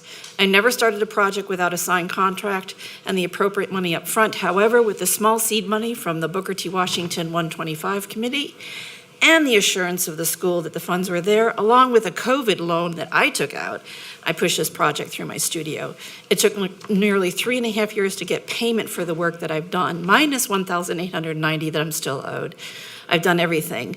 Sadly, the students who came into the school and are graduated, they will not see the efforts unless they come back. Delay may cost extra money, and without a contract, my vendors.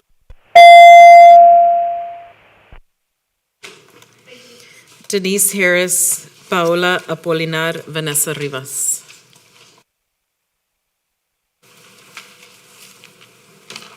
Hello, my name is Denise Harris. I work at Forest Brook Middle School. I'm coming on behalf of the clerks. The clerks was left out the extra retention stipend and the raises. I'm coming on behalf because the clerks support the school, support, the teachers. We are the first when the parents and the kids come in, and I'm just coming on, that we need. Everything is went up in the world, you know what I'm saying, finance and all that. The clerks need the money. Thank you. Paola Apolinar. Hi, good afternoon. I'm a clerk at Forest Brook Middle School.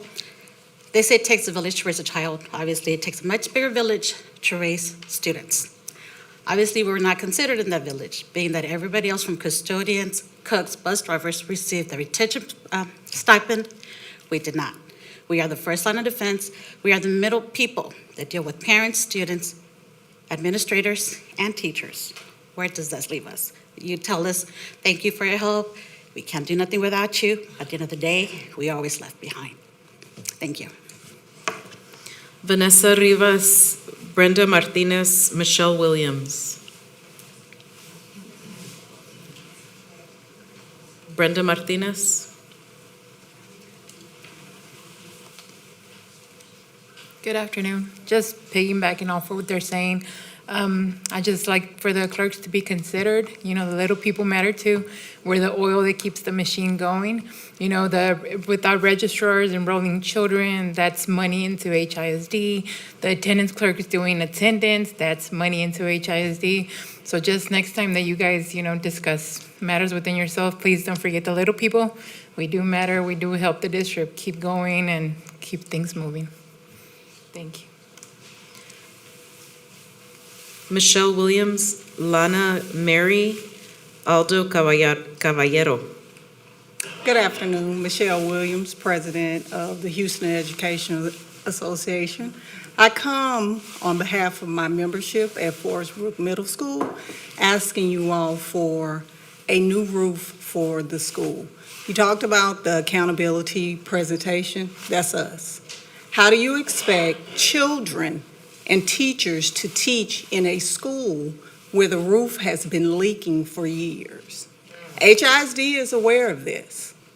They're well aware that that roof is leaking, and it's been leaking for years. What we want and what we're asking at Forest Brook Middle is that HISD have the same commitment that it has to its West Side schools. I've worked in District 2. This is my 5th year. And it's a shame that the schools in District 2 are being neglected. Cashmere Garden floods, Cashmere High School's foyer leaks. We want the Lana Marie, Aldo Caballero, Yen Rabe. For listening to me. I just want you to know it's been a while since I've been in a boardroom. I retired in 2006 as the HR director of Weslaco Independent School District in South Texas under the leadership of Dr. Richard Rivetta, and I do know the seriousness of all your responsibilities. I kind of forgot how it increases your prayer life. I'm here to tell you that I want to volunteer for any safety committee meetings that you have, and thank you for answering my email. And I will go to the campus where my grandchildren go to school. They attend Durham Elementary. They have and will attend. I was in Spain when walking the Camino de Santiago when the shooting happened in Uvalde, and it just was heartbreaking. And I was contemplating what I'm going to do for the next 10 years of my life, and I decided when I returned to Houston that I would.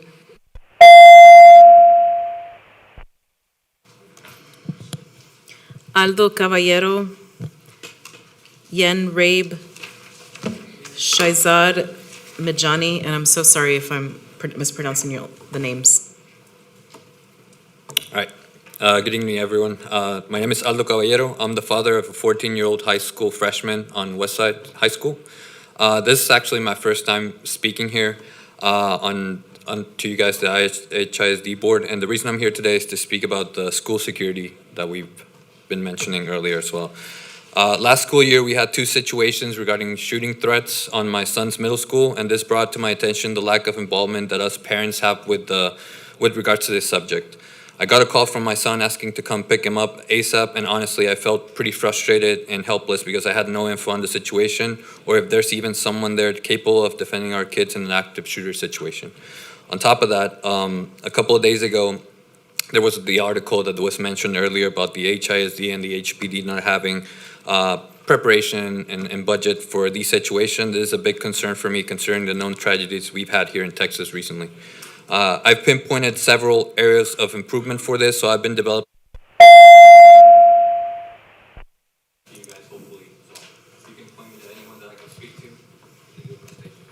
Thank you.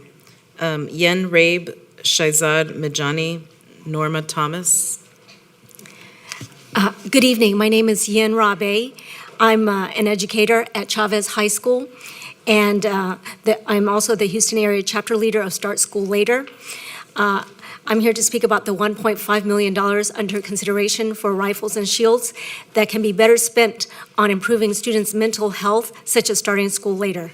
When school starts at 8:30 for high schools and middle schools, only 50% of our students get the minimum 8 hours of sleep when they really need 9 to 10 hours.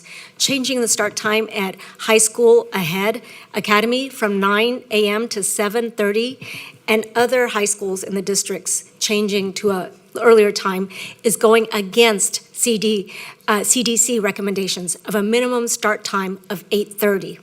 It is not safe. Starting school at 8:30 for teens is like adults having to work at 6:30 a.m. because teens need 2 more hours of sleep than adults. Good sleep hygiene in combination with later start time.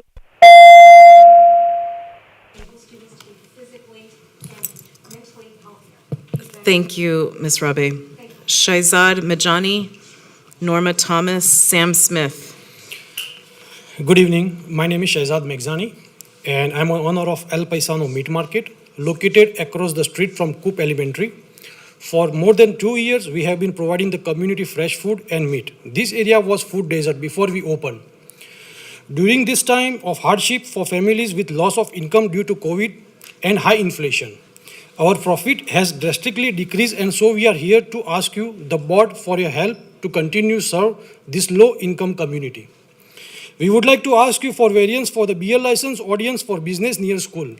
For more than 27 years, there was a grocery store at our location that sold alcohol before they closed due to loss of business from construction. Furthermore, there are two convenience stores that sell alcohol and adjacent corner of this intersection. We are small businesses. Please help us to continue serve the needs for this community. Thank you. Thank you for your time. Norma Thomas, Sam Smith, Armando Orduña. Good evening. I'm with the Partnership for School Improvement, advocating for our Acres Homes community schools. There are 5 schools servicing our community and 3 are RISE campuses. Please let that sink in. While we are grateful for the demise of Achieve 180 and the birth of the RISE transformation cohort, we are not convinced that RISE will be any more than the same old soup warmed over. Already, it betrays 2 of the ACE pillars and its own key components. It touts community involvement, effective leadership, and highly qualified teachers. But in Acres Homes, MC Williams Middle School in particular, they do not exist. In fact, you've transferred out highly qualified teachers to other RISE campuses with no thought of their personal investment in our schools and what they mean to the community, or was that the point, is our question.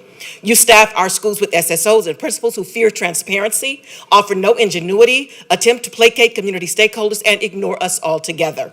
We are in those schools. We have children and grandchildren who attend. We have relationships with parents and teachers.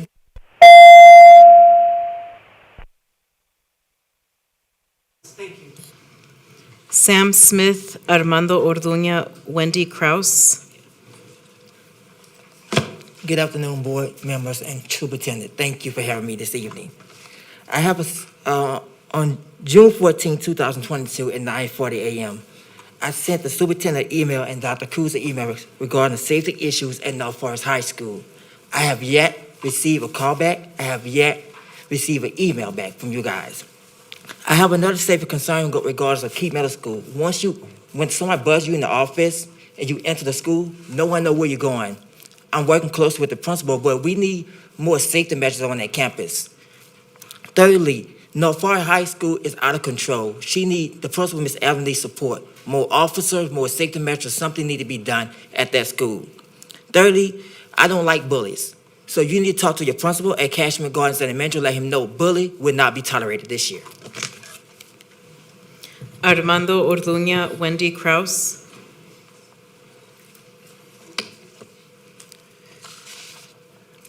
Esteemed Board and Superintendent House, my name is Dr. Armando Orduña, and I'm the Interim Executive Director of Latinos for Education, a national educational equity nonprofit. Last year, Superintendent House, Trustee Sue Dygard, and former Trustee Ann Sung met with the cohort of our Spanish-speaking parents enrolled in our Advocacy Development Fellowship. Over several weeks, this group discussed and debated how to work with the district in improving the educational experiences of their children. They landed on one primary request that would facilitate all others: simultaneous Spanish interpretation at school board meetings. I'm here tonight to celebrate the implementation of this practice as a positive step toward increasing access and committing to greater equity for a significant population of HISD families. We look forward to informing families of this opportunity as we continue our work in the community with gratitude and an enduring promise to work in partnership with HISD for the benefit of Houston families. I thank you. Wendy Kraus. Next, we will hear from a speaker who is registered to address the board virtually via Zoom. Please remember that we must see you live with your camera on as you speak. For those Zoom speakers who are watching the meeting live on another device, be sure to mute the meeting audio when it's your time to speak to avoid audio interference. Turn on your camera and begin speaking. Ms. Trin, please admit Sister Mama Sonia Lucas Roberts. Sister Mama Sonia, you have joined the meeting. Please turn on your camera, your mic, and you may begin. We hope this year you really care about us. Hope you had a restful summer. Old business, I will say it until it's changed. Rename Delmar Stadium, which is named after the blatantly racist past school board member. You wouldn't want your scholars playing in Adolf Hitler Stadium, would you? HISD police should complete security audits of all campuses annually with the 6-month Sister Mama follow-up. Sonia, could you please turn on your camera? It's on. Oh, I'm sorry. It's okay. HISD police should complete security audits of all campuses annually within a 6-month follow-up. They don't need more guns. We just need to know what we have works. Also, you are invited to the annual prayer walk for peace Sunday, August 21st at Blackshear Elementary. For the past 15 years, we've walked around the campus, symbolically walking around all school campuses as we pray for a safe, healthy, peaceful, and successful school year. Respect us, work for us, listen to us, nurture us. We hope you really care about us. Let's Stop the Steal by TEA. Let's get ready for a good year. That concludes our hearing of the community. The board will take a recess at 7:10 PM. Trustees, let's be back here at 7:20.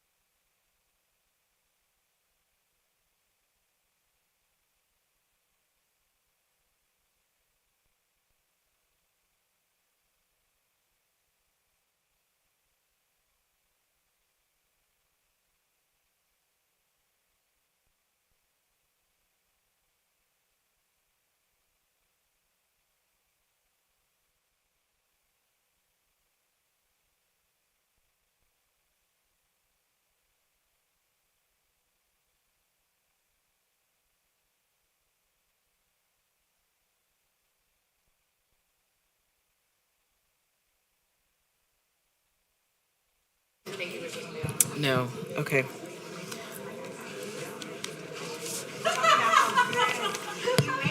This meeting has been reconvened at 7:22 PM. We are now ready to consider the superintendent's agenda items. For the record, let it be reflected that items B2, B3, and H6 and their attachments are new. Items F2, F4, and H1 have been revised, and items I2 attachment has been revised. Board policy requires trustees to excuse themselves and abstain from all discussion and votes pertaining to contracts that might involve a conflict of interest. As defined in board policy BBFA local, a conflict of interest is any circumstance that could cast doubt on a trustee's ability to act with total objectivity with regard to the district's interests. We will now consider items held for abstention and/or discussion. Each month, all action items begin on the consent agenda. If a trustee would like an item held from consent, they need to notify Sylvia Trin by 8 a.m. on the Monday prior to the voting meeting. Trustees, as a reminder, everyone had an opportunity prior to this meeting to submit additional questions after agenda review to the administration. The Q&A document has been updated to reflect the additional questions. The updated Q&A was sent to all trustees via email, is in your SharePoint under August board meeting documents, and has been posted on the district website. I've requested to discuss a discussion and report item. B2, receive and discuss draft of 2022 Community Engagement Plan from Board Community Engagement Strategy Ad Hoc Committee. In addition, trustees have requested the following items to be held from the consent agenda. B3, completion and approval of the board's quarterly self-evaluations and review of the board's staff use tracker. F3, approval of the 2022-2023 Code of Student Conduct. I1, approval of vendor awards for purchases over $100,000 and ratification of vendor awards for purchases under $100,000. Project 2206-1335, cooperative police security equipment, supplies, and related items. Project 2206-1401, cooperative police uniforms and accessories. Project 2307-0555, cooperative technology safety management solutions and services. Project 210410, RFP body-worn cameras and law enforcement software. Project 21030101, cooperative police tools and accessories. Project 2110-1602, cooperative two-way radio systems for the Houston Independent School District Police Department. For each item of discussion, we will do one round of 1 minute per trustee. If an additional round is desired, this can be done with a motion, second, and board vote. We will begin with B2, receive and discuss. Oh, go ahead. Trustees, colleagues, I would like to make a motion to add one more item to be removed from the consent agenda. I apologize, I actually did type it out. I forgot to send it timely, so it's just one item, and I promise you all it won't take a lot of time. Second. Can you say what item it is? It's item H3. Second, Santos. We have a motion by trustee Guidry and a second by trustee Santos to remove the item from the consent agenda. Please vote.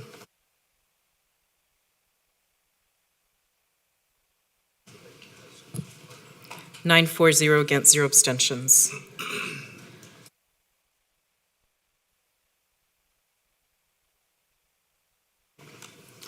For each item of discussion, I wrote that. We will begin with B2, receive and discuss draft of 2022 Community Engagement Plan from Board Community Engagement Strategy Ad Hoc Committee, which I requested to discuss. Trustee Wade. Thank you, Trustee Cruz. Today, it's just a presentation of the draft on this community engagement, and we are still in conversation about it. So just so you know that for any of those that came to the community this evening, we will be adding on and doing everything we can to meet the needs of the committee. Sorry to interrupt you. Board Services, can you pull up the actual draft of the plan onto the screen for us and for the public, please? And trustees, just as a point of clarification, we are not voting to accept this item. This is merely discussion. So after Trustee Wade does her presentation, you can put your name in the queue and you can ask her questions. Thank you. So in the Community Engagement Committee, we just discussed, as you can see I'm not going to read you the mission statement, but you can read it yourself. And again, we can amend anything that comes to us with the community, happy to amend. Also, on the time frame and structure, you can read below that we would start this next month after we vote. And the concept and structure would be that we would have essentially 3 community meetings a year, and there would be district cohorts. And there would be 3 trustees we might draw. So you just get to have a blind draw of who's in your cohort, and that we would go out to the community as into each of our cohorts' communities. So we would visit the district and talk to anybody, teachers, students, and parents, and that we would listen to what the community has to say, and we would share what the district is doing across the board. The expectations would be that we would be strengthen our mission to serve the district.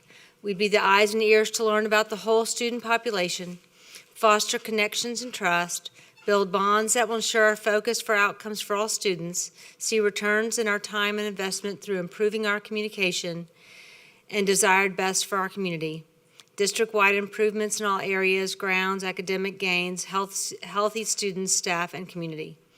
And then as you can read below, there's a calendar that would keep us on track for these desired goals of this committee. So that is my presentation. Thank you. Thank you. And I just wanted to add some detail based on what I'm reading, and I think I understand, and Trustee Wade, correct me if I'm wrong.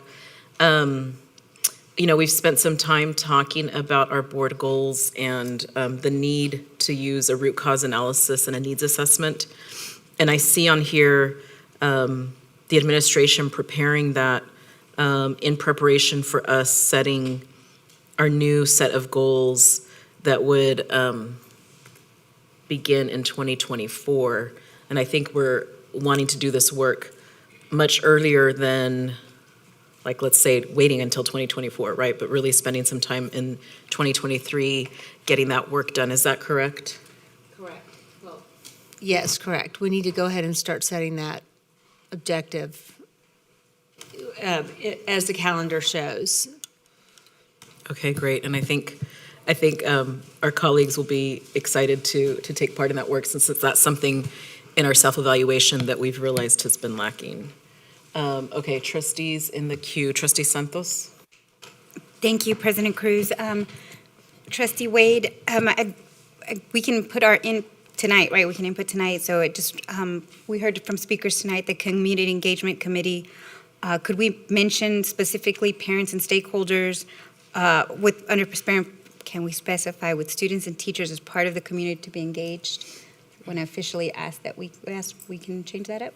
Absolutely. Awesome. And then for the second recommendation, could we partner with the neighboring trustee for one? I don't want,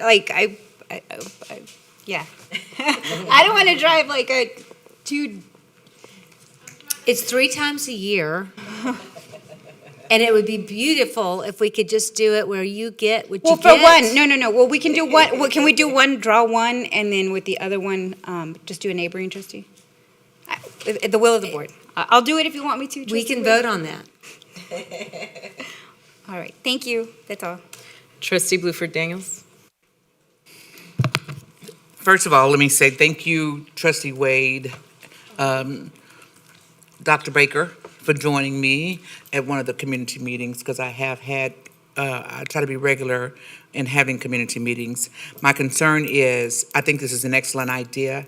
I think that it's too soon. I think we need to push the timelines back from September to maybe October, because this is August, and that way we'll have time to offer opinions and be able to interject some of our concerns, as Trustee Santos mentioned. She wants neighboring, and those are little minor things that we can work out. I think it's an awesome idea. for people to get out of their comfort zones of their district and go and visit other districts. And that's why I'm thanking you all publicly for doing just that. But I also would ask for consideration that when we're talking about pulling straws or drawing, however it was, uh, um, yeah, rock, paper, scissors, whatever it is, that whatever district the talk will be in, that the trustee that's assigned to that district be present. Well, that's exactly the point. Okay. You would go to, you and your team Okay, would visit those 3 districts okay, once, so 3 times a year. You go to one in one time, the next one the next time, and the last one the last time. so there'll be 4 people on the team then? 3 of 3. We have 9. Right, but I'm saying with the 3 of 3, so it'll be the trustee plus an additional 2 people? Okay, that's what I didn't understand. Yes, Okay, I'm sorry. Okay, That wasn't that's, clear. okay, that's what I Yes. was, that's all I was suggesting, That's right. gotcha. That's right. Thank you. This is in addition to your already normal. Okay. Yes.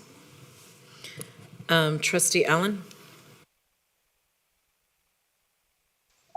I just wanted to make sure, because will the 3 people be the same all 3 times so that each Yes. one will meet in each district? Yes, you'll stay with your cohort through the whole year. Okay, that was on number 4. Number 6, about the superintendent.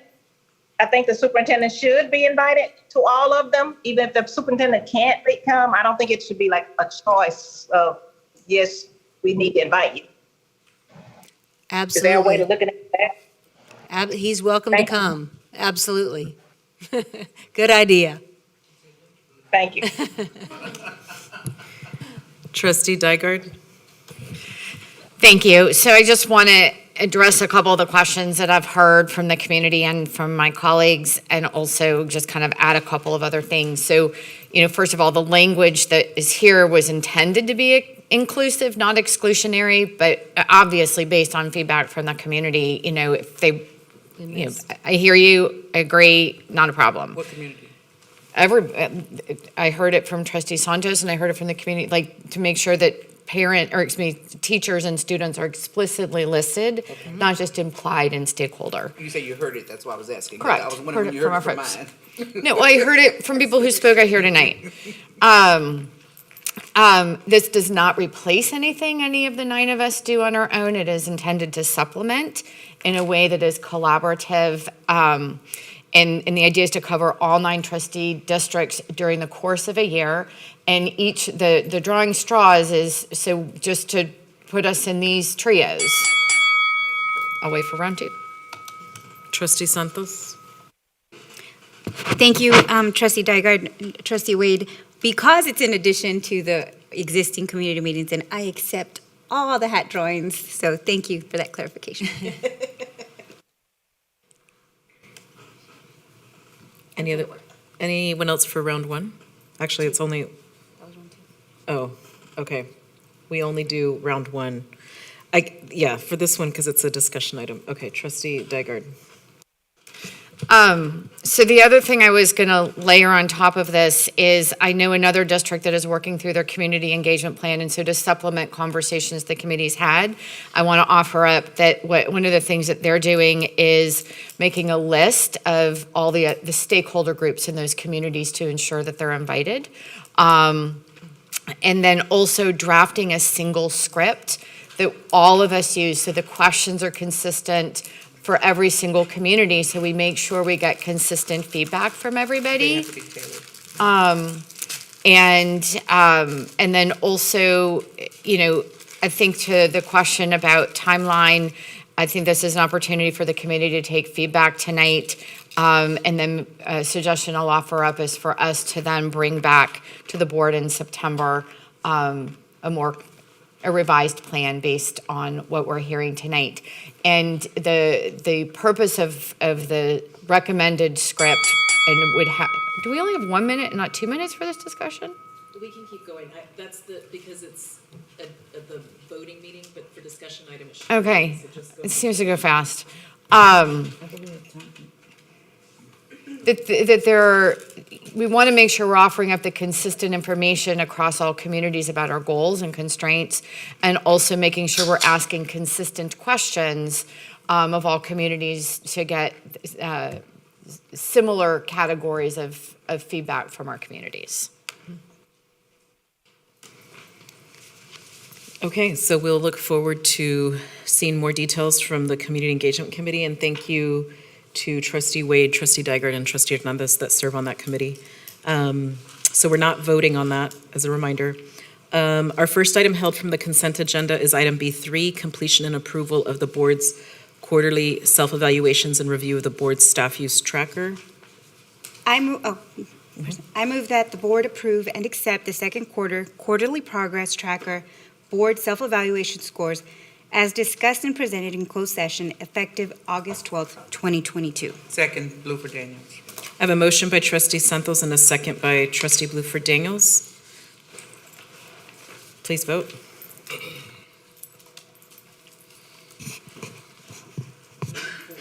Nine, 4, 0 against, 0 abstentions. Our next item held from the consent agenda is item F3, approval of the 2022-2023 Code of Student Conduct. This item is being held at the request of Trustee Hernandez and myself. May I have a motion? So move, Santos. Second, Hernandez. I have a motion by Trustee Santos and a second by Trustee Hernandez. Are there any comments and questions from my colleagues?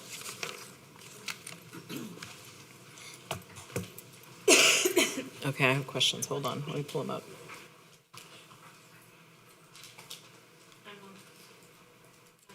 Trustee Hernandez. Thank you, Trustee Cruz. My button's not working. My question about the student code of conduct is there a reason why we're approving it in August? And can we approve it earlier on before summertime? I'm not sure what the annual cadence is in terms of when it's been approved in the past, and being that a majority of us are new, I don't know if any of us know when that date was. Mr. Hamilton or Dr. Cruz, I will defer to the podium. Ms. Callaway? Ms. Callaway will share the insight. Superintendent House. We traditionally take this in June. It was an oversight on missing the submission deadline to have it to you and for it to go to consultation. I apologize for that. We will make sure that it goes to June in the future. Thank you. Thank you, ma'am. Will you introduce yourself and tell us your title? If you don't I'm mind? sorry. I'm Glenda Callaway, the Executive Director of Counseling and Student Assistance. Thank you. Callaway. Yes, ma'am. Glenda Callaway.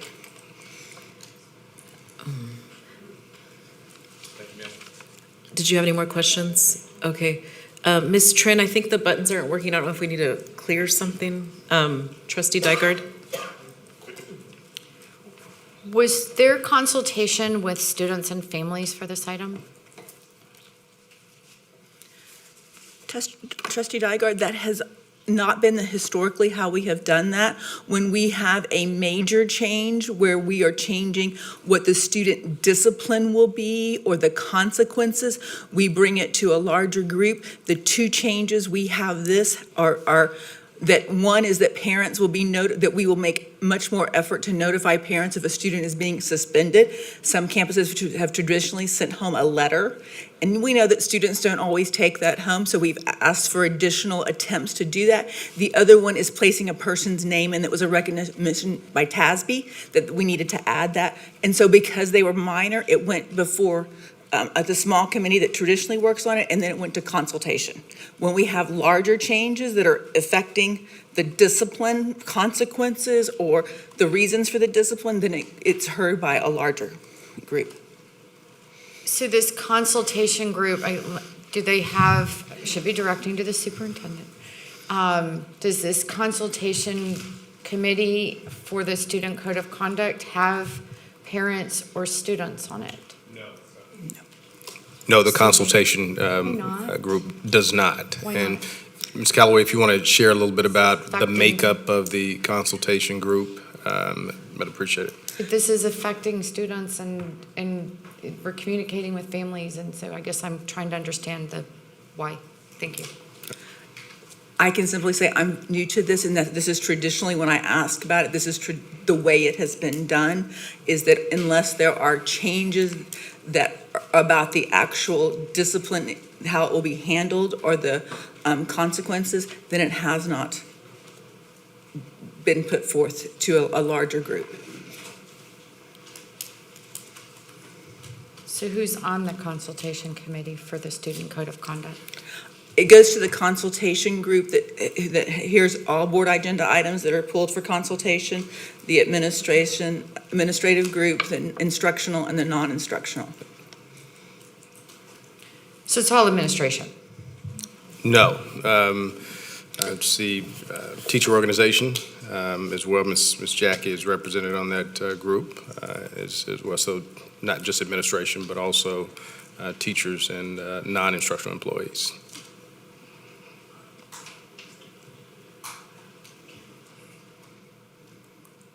Hernandez. Okay, thank you. Trustee Allen. I was in on the F3. I'm sorry, not F3. I was in for B2. Oh, let me clear that. Okay, sorry. Trustee Guidry, are you in for this item? Okay, go ahead. Thank you, President Cruz. So my question would be, I see here that we're adding in language that says a good faith effort to make the contact, but what constitutes a good faith effort? That's not here. Ms. Callaway, you want to share?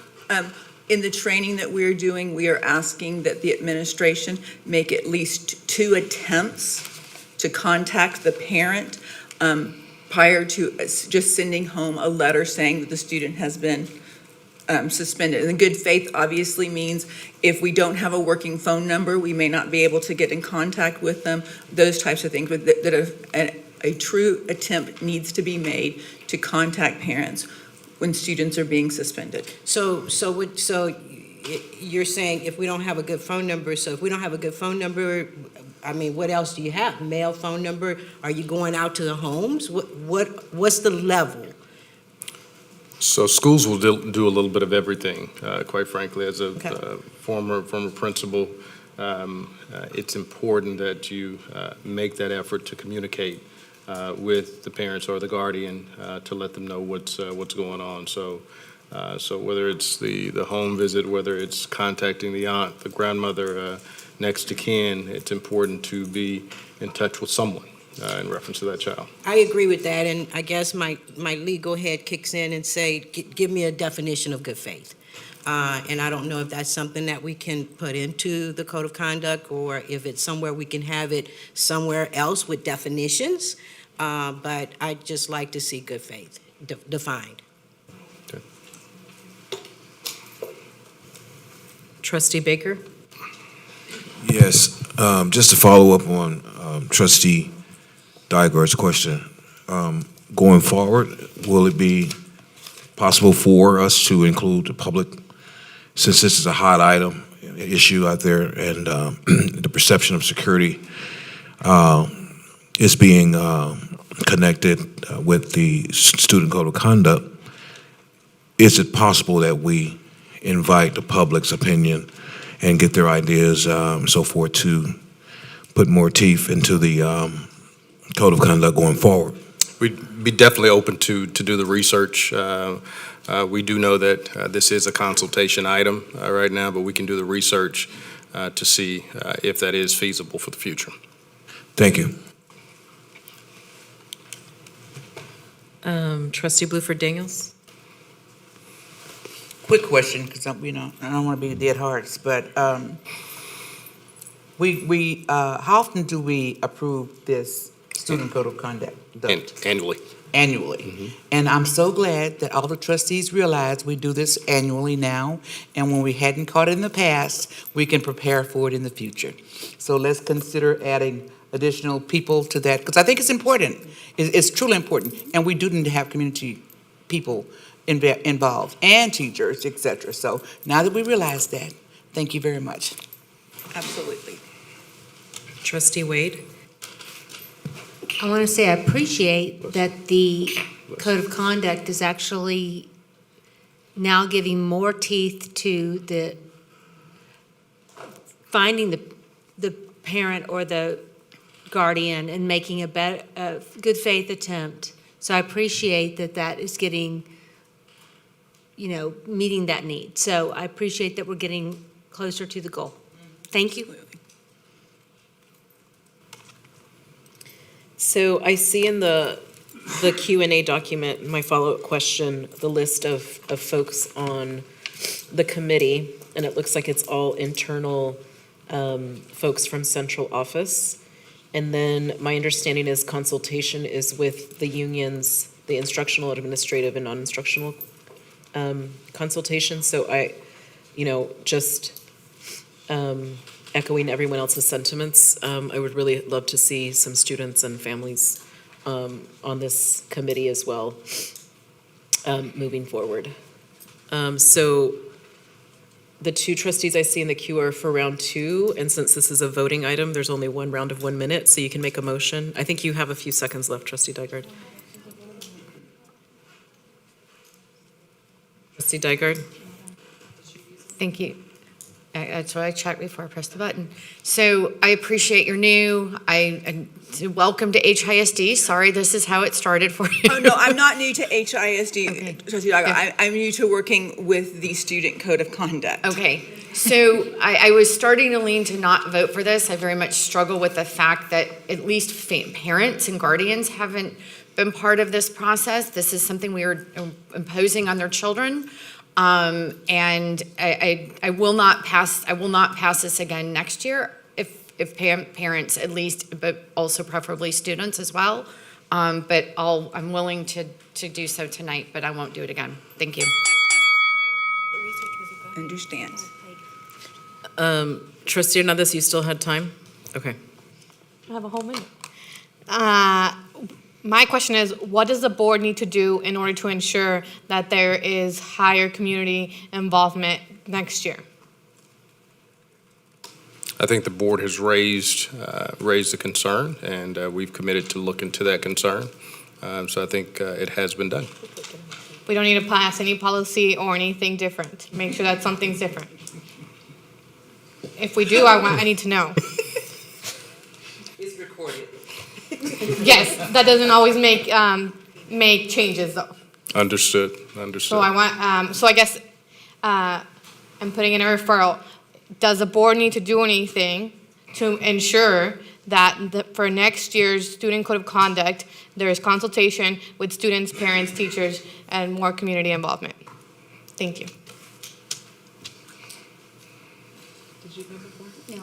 Trustee Santos.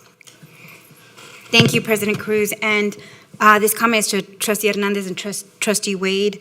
So maybe we can build a scope and sequence or curriculum around our meetings for next year, so or community engagement that include, one of these is the Code of Student Conduct and the potential shutting down of schools or whatever it is, or the safety committee that we so desperately need to talk about tonight. So that's a recommendation. I know that's going back to a previous item, but maybe we can do that. Thank you. All right, trustees, please vote. Item F3.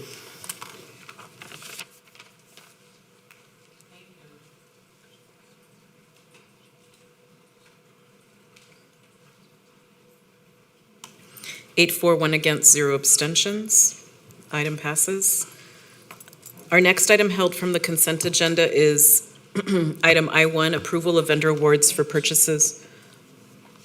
Oh. What was the item? H3. Our next item held from the consent agenda is item H3. Trustee Guidry.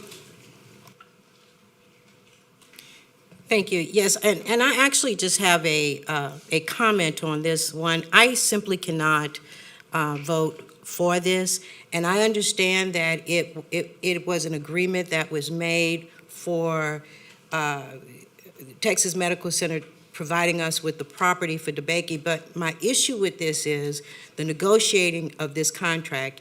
The administration is asking us constantly to allow you all to negotiate contracts, but this, we're talking about $152,000 per year for 5 years. That's $760,000 for that 5-year contract. We had people in here talking about roofs not being on buildings and so many things that can be done with the $760,000, and that's only for 5 years. We have to continue to pay a lease agreement for parking, and we'll never own the garage. This is an instance where I believe we could have purchased the land and owned the property, the garage, as opposed to paying $676,000 for 5 years, and we anticipate this school to be there for, I hope, hundreds of years. So imagine the amount of money we're going to pay for parking for one school.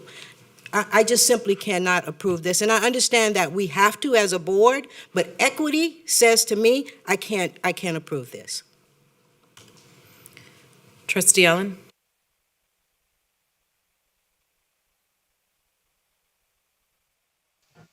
I wasn't on that one either. Oh, sorry, Trustee Allen.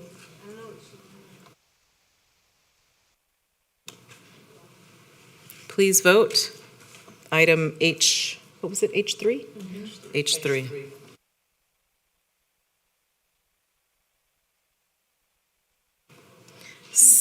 Eight for, 1 against, 0 abstentions. Our next item held from the consent agenda is item I1, approval of vendor awards for purchases over $100,000 and ratification of vendor awards for purchases under $100,000. This is for several projects being held at Trustee Hernandez's request. May I have a motion on project 2206-1335, cooperative police security equipment, supplies, and related items? So move, Santos. Second, Baker. I have a motion by Trustee Santos and a second by Trustee Baker. Any discussion? Project 2206-1335, cooperative police security equipment, supplies, and related items. Trustee Hernandez. I would like to go into closed session for this item. The board will now adjourn to closed or executive session under Chapter 551 of Texas Government Code, Open Meetings Act, subsections 551.004.071, .072.073.074.076.082, .0821.083.04, and .089. Should board of final action voter decision on any matter considered in the closed session be required, such final action voter decision shall be taken at the open meeting covered by this notice upon the reconvening of this public meeting or at a subsequent public meeting of the board upon notice thereof. The board is adjourned to closed or executive session at 7:55 p.m. on August 11th, 2022.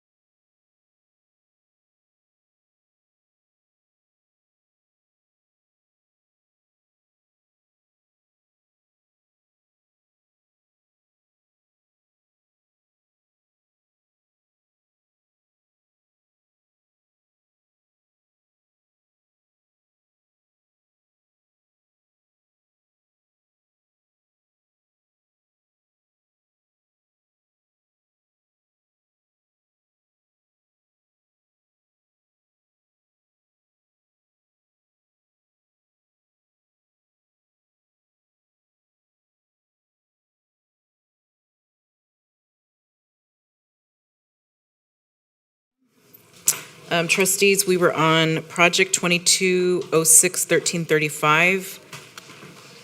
Trustee Bluford Daniels, you're in the queue? No? Okay. That was from before, okay. That was before and that's going out. I don't remember what we were. I had some questions on it. Any other questions on this topic? Trustee Hernandez. Thank you. I feel like the board still needs some clarity in terms of timelines of when certain actions are going to be completed to make sure that all of our schools are safe, not just some of them. So I move that we postpone I-1A 2206-1335 to next week when we should have some more answers. I have a motion by Trustee Hernandez and a second by Trustee Santos. I need to do any discussion, right? Discussion on this motion, so the motion to postpone. Don't vote yet. The motion to postpone. So I have two colleagues in the queue. Are you in the queue for the discussion on the motion that Trustee Hernandez just made? Okay, Trustee Dygard. Discussion on the motion first. Yes. Oh, well, on this motion she just made. Same question that I ask every single time we try and postpone something is, Mr. Superintendent, what happens if we postpone it by the week that my colleague has suggested? Thank you, Trustee Dygard. It slows down the process of being able to move forward and get the necessary items that are being asked for in these items. And I don't see Ms. Licata eager to get to the podium, so I'm presuming this is still an option in a week. Sorry. I just know normally you jump up and like, wait. Yes, what the superintendent said, it just delays it by a Okay. week. For Thank you. this particular project, yes. Okay, thank you. Trustee Bluford Daniels. Thanks. I'm going to ask my comments before we vote on the motion, and it's pertaining to the motion because as we talk about this, I listened last week when we were in agenda review. I pulled an item that spent $8 million for dance wear. Nobody had any conversation. And now we're talking about items that will protect our students and our campuses and our staff. And let's just be realistic about it. This is just like building a house. We know we need to have some extended conversation about safety issues, but this is the first step. School starts next week. We can't wait for the fence to come in 2 weeks from now or for the RFP to get signed 30 days from now. This is like building a house. We put up the walls, the roof, and the outside.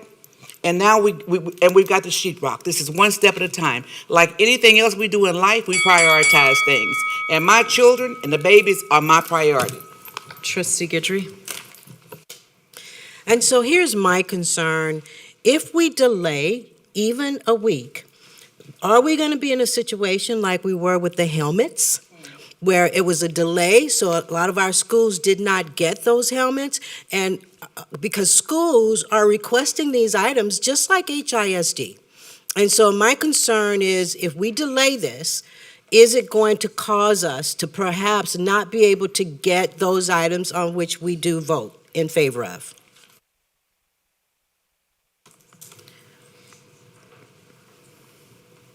Trustee Hernandez. I'm sorry, do I not get an answer? It wasn't a statement, it was a question. So there very well could be a delay. We don't know that unless we hear from the vendors in terms of exactly what's out there in terms of order, but that very well could be the case. Oh, thank you. Okay, my cue just disappeared. Trustee Baker? This is still on the delay, right? Yes, on the motion that Trustee Hernandez made. Mhm. Oh, you want to speak on the actual? I want you to be orderly and speak actual item. Okay, so trustee, If everyone has had an opportunity at least to speak once to the motion, it'd be proper if you wanted to call the question or in the close out queue. debate. trustee Hernandez? I want to speak to Kathy Bluford-Daniels' point. I agree that we need to make sure that the foundation of our safety for every school is available. And we, as a board, at least I, have not received enough information that tells me that HISD is going to spend the money in a timely manner. We know that we have a lot of money in HISD. We're spending $8 million on dance uniforms. Just not 1 minute. Okay, I don't have that security right now, that there's a timeline for making sure that every school is safe. So at this point, I'm not willing to move forward with this item, and I think that it needs to be postponed until everybody on this board has the information that every school will have a safe perimeter. okay, so if you want to speak to the actual agenda item, if you haven't already spoken, so if you get 1 minute, y'all, remember for this. And your time, well, I can see it, your time is there on the screen. So if you already spoke and then it splits it, so it's not a minute each time, it's a minute total. Just clarifying. Okay, And trustee. trustees, I just want to remind you that the discussion that's appropriate now is on the motion to postpone, not on the substantive agenda item itself. Just whether or not postponing for a week is appropriate, postponing at all is appropriate, that's what's appropriate for discussion. Okay, so are you in the queue? No? Okay. Everyone has already spoken and run out of time that's in the queue. Oh, trustee Allen. Yes, I wanted to make a statement that for HISD, safety has always been goal one. We may not have time for next week for our children to be waiting on a timeline. We must be able to make sure that our children will start school as safe as they possibly can.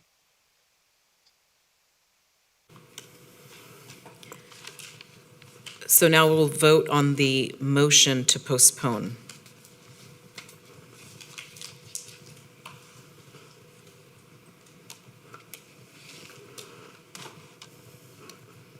Three, 4, 6 against, 0 abstention. Motion fails.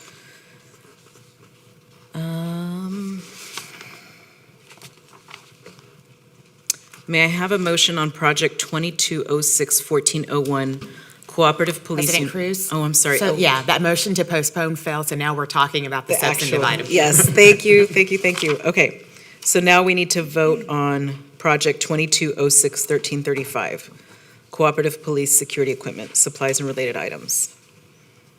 May I have a motion, right? Is that, do I need to take, or we already moved it? Okay, sorry. Discussion?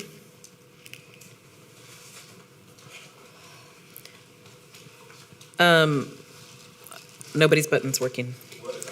Just raise your hand.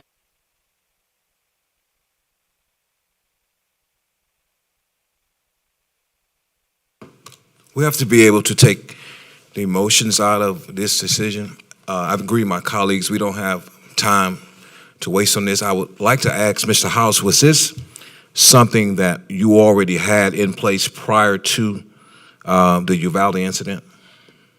We've An idea you already planned on moving toward? Yes, we've looked at this for quite some time, but I also want to clarify, because I think there's a misconception of what has occurred. I mentioned last week that we were not increasing, the number of guns that we have for a particular reason. I think we have to understand that our officers have been trained up to a certain level that is extremely, extremely important. That is one of the most important things, but the bigger issue here is ensuring that they have all of the tools possible so that they can be as safe as possible and provide the kind of safety that we want them to provide on our campuses. But they have gone through an incredible amount of training, annual training, active shooter drills, lots of things that have prepared us for the start of the school year. So I think there is a misconception out there because of small clips that have been played in the media. We feel good about where we are, but we feel even better about the preparation that these things can provide as well. So will it be safe to say that this is just perhaps phase one of many other phases that you already had in mind as a leader? Yes, we're also bringing in the Council of Great City Schools to do a extensive security audit. That audit will include bringing law enforcement agents from several different cities, several different school districts to come in and give us a close look at who we are and what it is that we might need to do differently, what we're doing extremely well. So we're looking forward to that work moving forward. So it's an ongoing process to ensure that we get better over the course of time. And to me, this could be compared to like routine maintenance, like it's time to change the light bulbs, it's time to do this, it's just time, this is routine. It's the training is routine. We have to redo it on an annual basis consistently, and Chief Lopez has ensured that our officers continuously do that, even prior to this purchase. Okay, good. Well, thank you. I think any step towards fully securing our children is good, but any inch toward that is a great place to start. So thank you. Trustee Wade. Thank you, Trustee Cruz. I want to thank the administration. I want to thank Superintendent House because we asked for transparency, and sometimes transparency is hard to hear.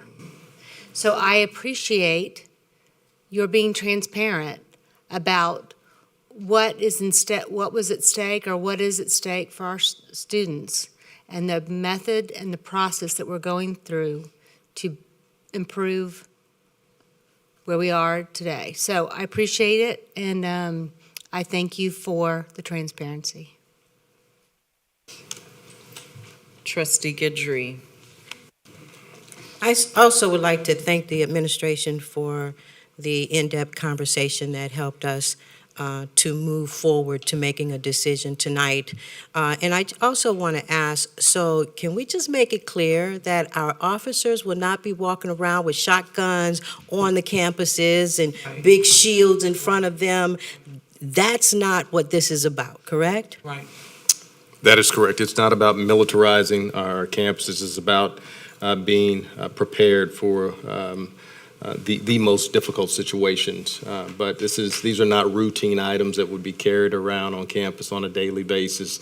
These are items that would only be utilized in special situations that would require them to be utilized. So they're going to be locked away, and the children shouldn't even really see these items. Yeah, that's we want to be careful about I what understand. we disclose, Okay. but Thank you. I think you get the idea. I do. Thank you, sir. Yes, ma'am. Trustee Santos. Thank you, President Cruz. To say that these are very trying times is an understatement, and our hearts are with Uvalde. When I saw the names and faces of the children and teachers that were lost, my course shifted. I knew that I would be raising my son in a world that I didn't recognize. However, my belief is still that more weaponry is not the answer. More guns have never made students safe. You can turn HISD into the military and still not prevent a single school shooting. Uvalde police were locked and loaded to the teeth. They prevented nothing. We as a society have neglected mental health for so long. Not only can mental health supports help prevent school shootings, it is an avenue to help lives. All guns do is cause more death, and until we can invest the resources in mental health and securing our schools' perimeters, then I cannot support this.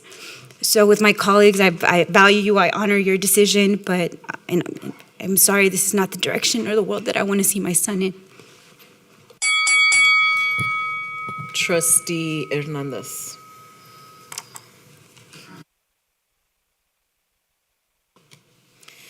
Mr. Superintendent, in order for me to approve this item, I need more information about the broader safety plan for the district in general. At this time, I don't believe I have all the information I need. Our campus perimeters and exterior doors need to be fully functioning as intended before spending millions of dollars on weapons for some campuses. We are HISD, and we can do that quickly. In the Listen and Learns you heard that the community discussed the inequities between schools. This item clearly creates inequities between schools. Some schools will receive resources and some will not. Some will have functioning perimeters and some will not. Today, you heard from the community that they are concerned about having and placing rifles at HISD campuses. I understand the importance that the police plays in our community in terms of safety, and I understand that there are also other avenues to provide school safety that has nothing to do with the police force. I don't think that we have explored all options at this point. Safety is essential for HISD. Trustee Dygard? Can I have a public on-record commitment from the administration as to when you're going to do a comprehensive workshop, a public comprehensive workshop with the board, and that will address all of the concerns that the public came forward with tonight? And the deadline by Completely the open meeting. to it, and I'll defer to President Cruz in reference to getting that set up. Can we have a commitment on by when that will happen? I'd like them to have, all of the information that, they'll be getting from. That's fair. So I would say probably October at this. We'll be prepared whenever the board is ready to roll. Okay, thank you. Trustee Bluford Daniels? I had a banquet to go to this evening at Cashmere, an athletic banquet, and I apologize for them for not making it because I know how crucial this is. I see the emotions on this dais, but there are no emotions like looking at your child in a casket. And I know that this may not necessarily prevent it, but I know what it's like to look into a casket at your child. It may seem insignificant to some of you all, and perhaps it takes somebody to talk about 15 bodies. Either way, I know what it's like to look at your child. And I just repeatedly say that y'all may be tired of me hearing it. I don't care. The emotion comes when you think about looking at your child in a casket and the parents that couldn't even show their children because they had to have closed caskets.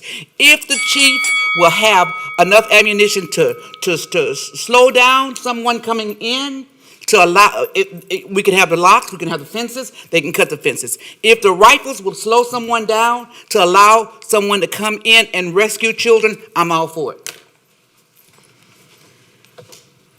Trustees, please vote. We are voting on the actual agenda item, Project 2206-1335, Cooperative Police Security Equipment, Supplies, and Related Items.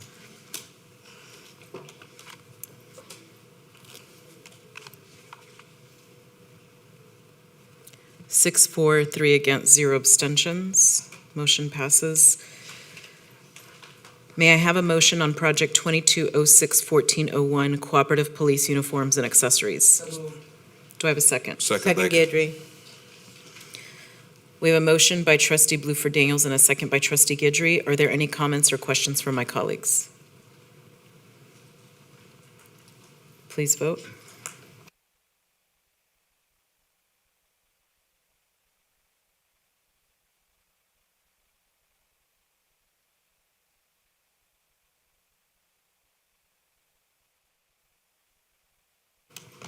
Six, for, 3 against, 0 abstentions. Motion passes. May I have a motion on Project 23070555, Cooperative Technology Safety Management Solutions and Services? So move, Baker. We have a motion by Trustee Baker and a second by Trustee Bluford Daniels. Please vote. Can you repeat that? Oh, sorry. Project number 23070555, Cooperative Technology Safety Management Solutions and Services. Thank you.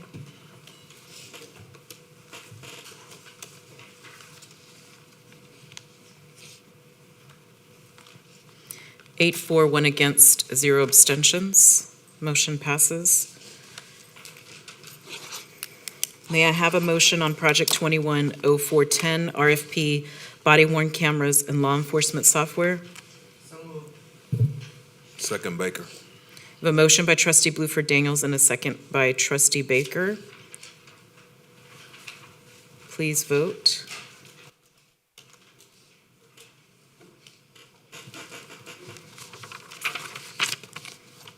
Oh. 8 for, 1 against, 0 abstentions. Motion passes. Losing my place here. May I have a motion on project 21030101, cooperative police tools and accessories? Second, Hernandez. I have a motion by trustee Blueford Daniels and a second by trustee Hernandez. Please vote.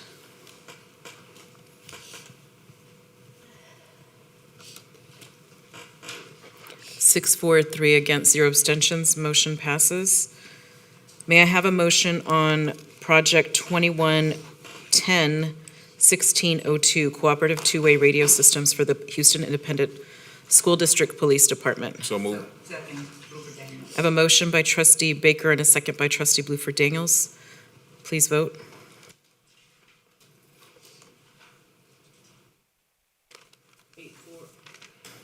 Eight, 4, 1 against, 0 abstention. Motion passes.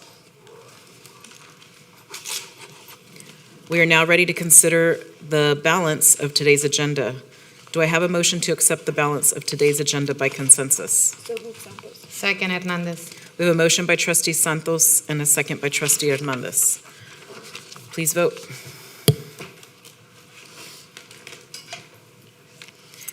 Nine, 4, 0 against, 0 abstentions. We are now ready to consider items discussed in executive session. Are there any motions? I make a motion. Okay. I move that the board authorize the district to settle the matter of Adriana Sanchez individually as ANFES a minor, A minor versus Houston ISD in the 80th Judicial District of Harris County, Texas, cause 2021-09834 on the terms discussed in closed session effective August 12th, 2022. I move that the board authorize the we have to vote on that one, Yes. sorry. Do I have a second? I have a motion by trustee Wade and a second by trustee Blueford Daniels. Please vote.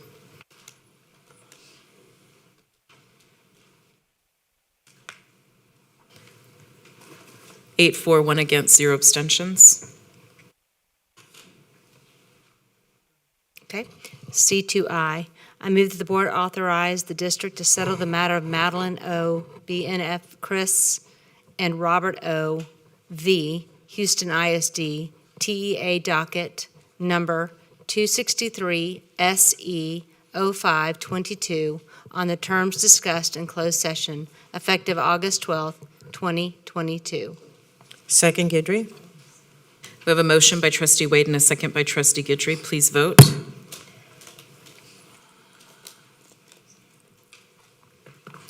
Nine, 4, 0 against, 0 abstentions. C2J. I move that the board authorize the district to settle the matter of Catherine V. H. BNF Peter and Victoria V. H. V. versus Houston ISD TEA docket number 082 DM 0622 on the terms discussed in closed session effective August 12th, 2022. Second Guidry. We have a motion by trustee Wade and a second by trustee Guidry. Please vote. 9, 4, 0 against, 0 abstentions. I move that the board approve the amendment to the mediation agreement regarding Isaac P., McKinley P. versus Houston ISD before the Texas Education Agency, TEA docket number 209 SE 0420 on the terms discussed in closed session, effective August 12th, 2022. Second Guidry. I have a motion by trustee Wade and a second by trustee Guidry. Please vote. 9, 4, 0 against, 0 abstentions. I move that the board approve the findings of no good cause for educators to resign or abandon employment contracts without district consent under Section 21.05C, 21.160C, or 21.210C of the Texas Education Code as discussed in closed session, and authorize the superintendent or his designee to submit a written complaint to the SBC to impose sanctions as discussed in closed session effective August 12th, 2022. Second Guidry. We have a motion by trustee Wade and a second by trustee Guidry. Please vote. Which one was that?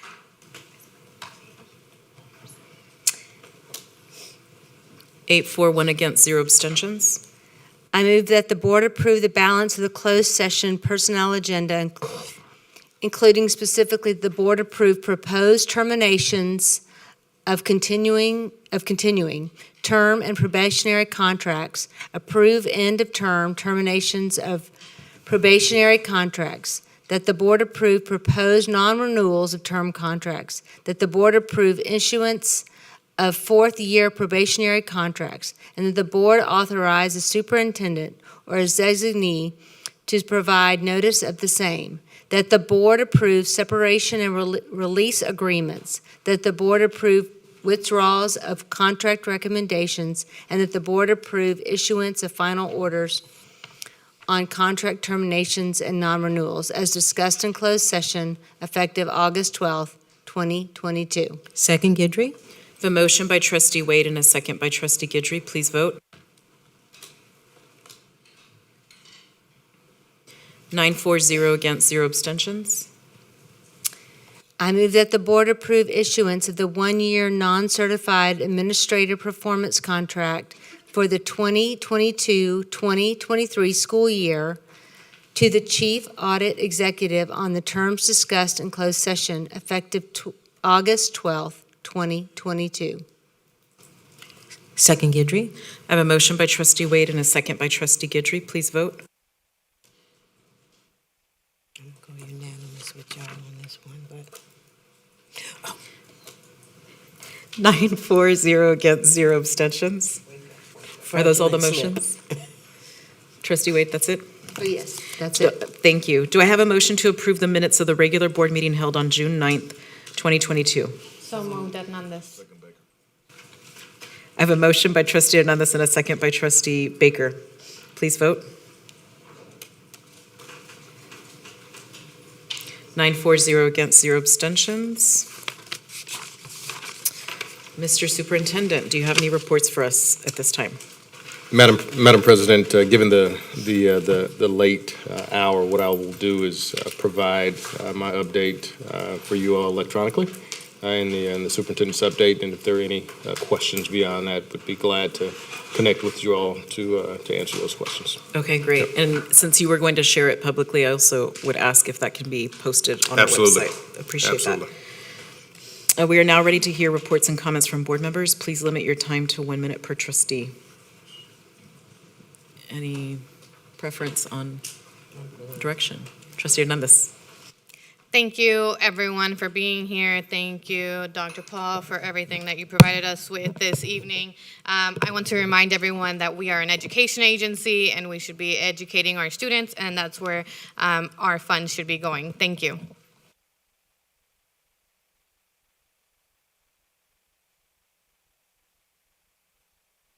Thank you, everyone that came out. We'll see you next meeting. I want to thank Chief Paul. You are a thoughtful and inspiring leader, and I am very grateful that you are here in our district.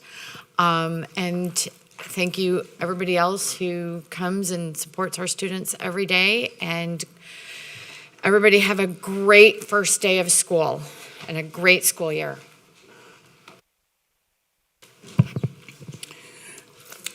First, thank you all for being here and staying up late. Thank you for, we all have strong opinions, and we appreciate that. We have to respect that we all do have strong opinions. Apologies to the Cashmere high school basketball team of 1975 that was having a banquet right now, that I missed that banquet to remain here for this important vote. So hopefully prayerfully they understand. I was texting them to let them know that I was stuck. So thank you to Mr. Steptoe, who invited me, Mr. Walker, who was the ram in the bush and filled in. But this was so crucial. This was so important that I remain here. Not to say that that wasn't, but it was important to remain here and be a part of this vote. You know, there's not a whole lot we can plan for with instances like this. We don't want to plan for it, but we have to be proactive. And I say it continuously. We want our children and our teachers to leave our homes or their homes going to school and coming home. Anything in between, we'll take care of it, but we want them to go and come safely. So thank you. Have a good school year. Be safe. I want to take this time to wish a very happy start of the school year to everyone. To the Sam Houston feeder pattern, we've lost a pillar of our community, my former soccer coach, my colleague, pillar of the Northside coach, Tony Lara.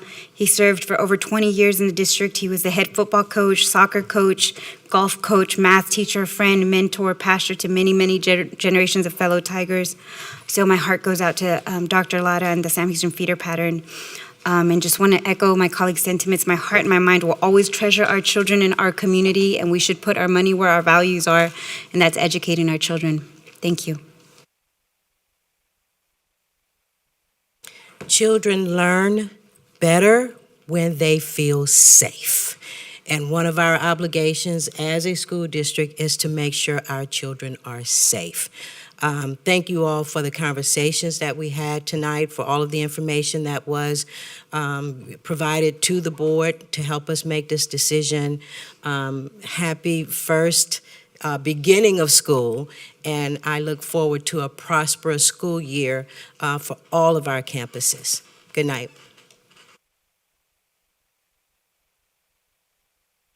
Here we go. Don't want to request to talk, but anyway, thank you for everyone. Thank you for the administration and the staff and all those who come out to join us, and the best to a new prosperous school year. We have an amazing team that works very much behind the scenes, our board services, and just want to thank Miss Monique Lucky, who is going to be leaving. Really, really grateful. I don't think she's here, but yes. Just want to thank, and Trustee Allen, I'll just go ahead and finish, but I haven't forgotten you. Want to thank her for her years of service and wish her all the best in her future endeavors. Looking forward, Superintendent House, to being able to schedule that workshop for safety and security for the board and the public so that we can better understand our long-term strategy. I personally believe that schools are not meant to be first responders, but recognize that we are in a very different time that we're living in, sadly. Quiero agradecer a las familias de Latinos por la Educación. Yeah, I'm not done. Quiero agradecer a las familias de Latinos por la Educación y todo lo que han hecho para asegurar los intérpretes. Gracias por su trabajo en ese lugar. And happy first day of school to teachers, staff, and especially our students. Trustee Allen. I didn't forget you. Yes, you did. Somebody had to come remind you. I want to say happy new school year. Hope you had an awesome summer break. And if I can walk, I'll see you at the summer graduation and all the back to school bashes. Have a good one. And well wishes to you, Trustee Allen. La próxima reunión de la mesa directiva será el 8 de septiembre y la reunión de revisar la agenda será el 1 de septiembre. We look forward to seeing you at our next regular board meeting on September 8th, 2022. Agenda review for that meeting will be held on September 1st, 2022. There being no further business, this meeting is officially adjourned at 9:32 p.m. Buenas noches.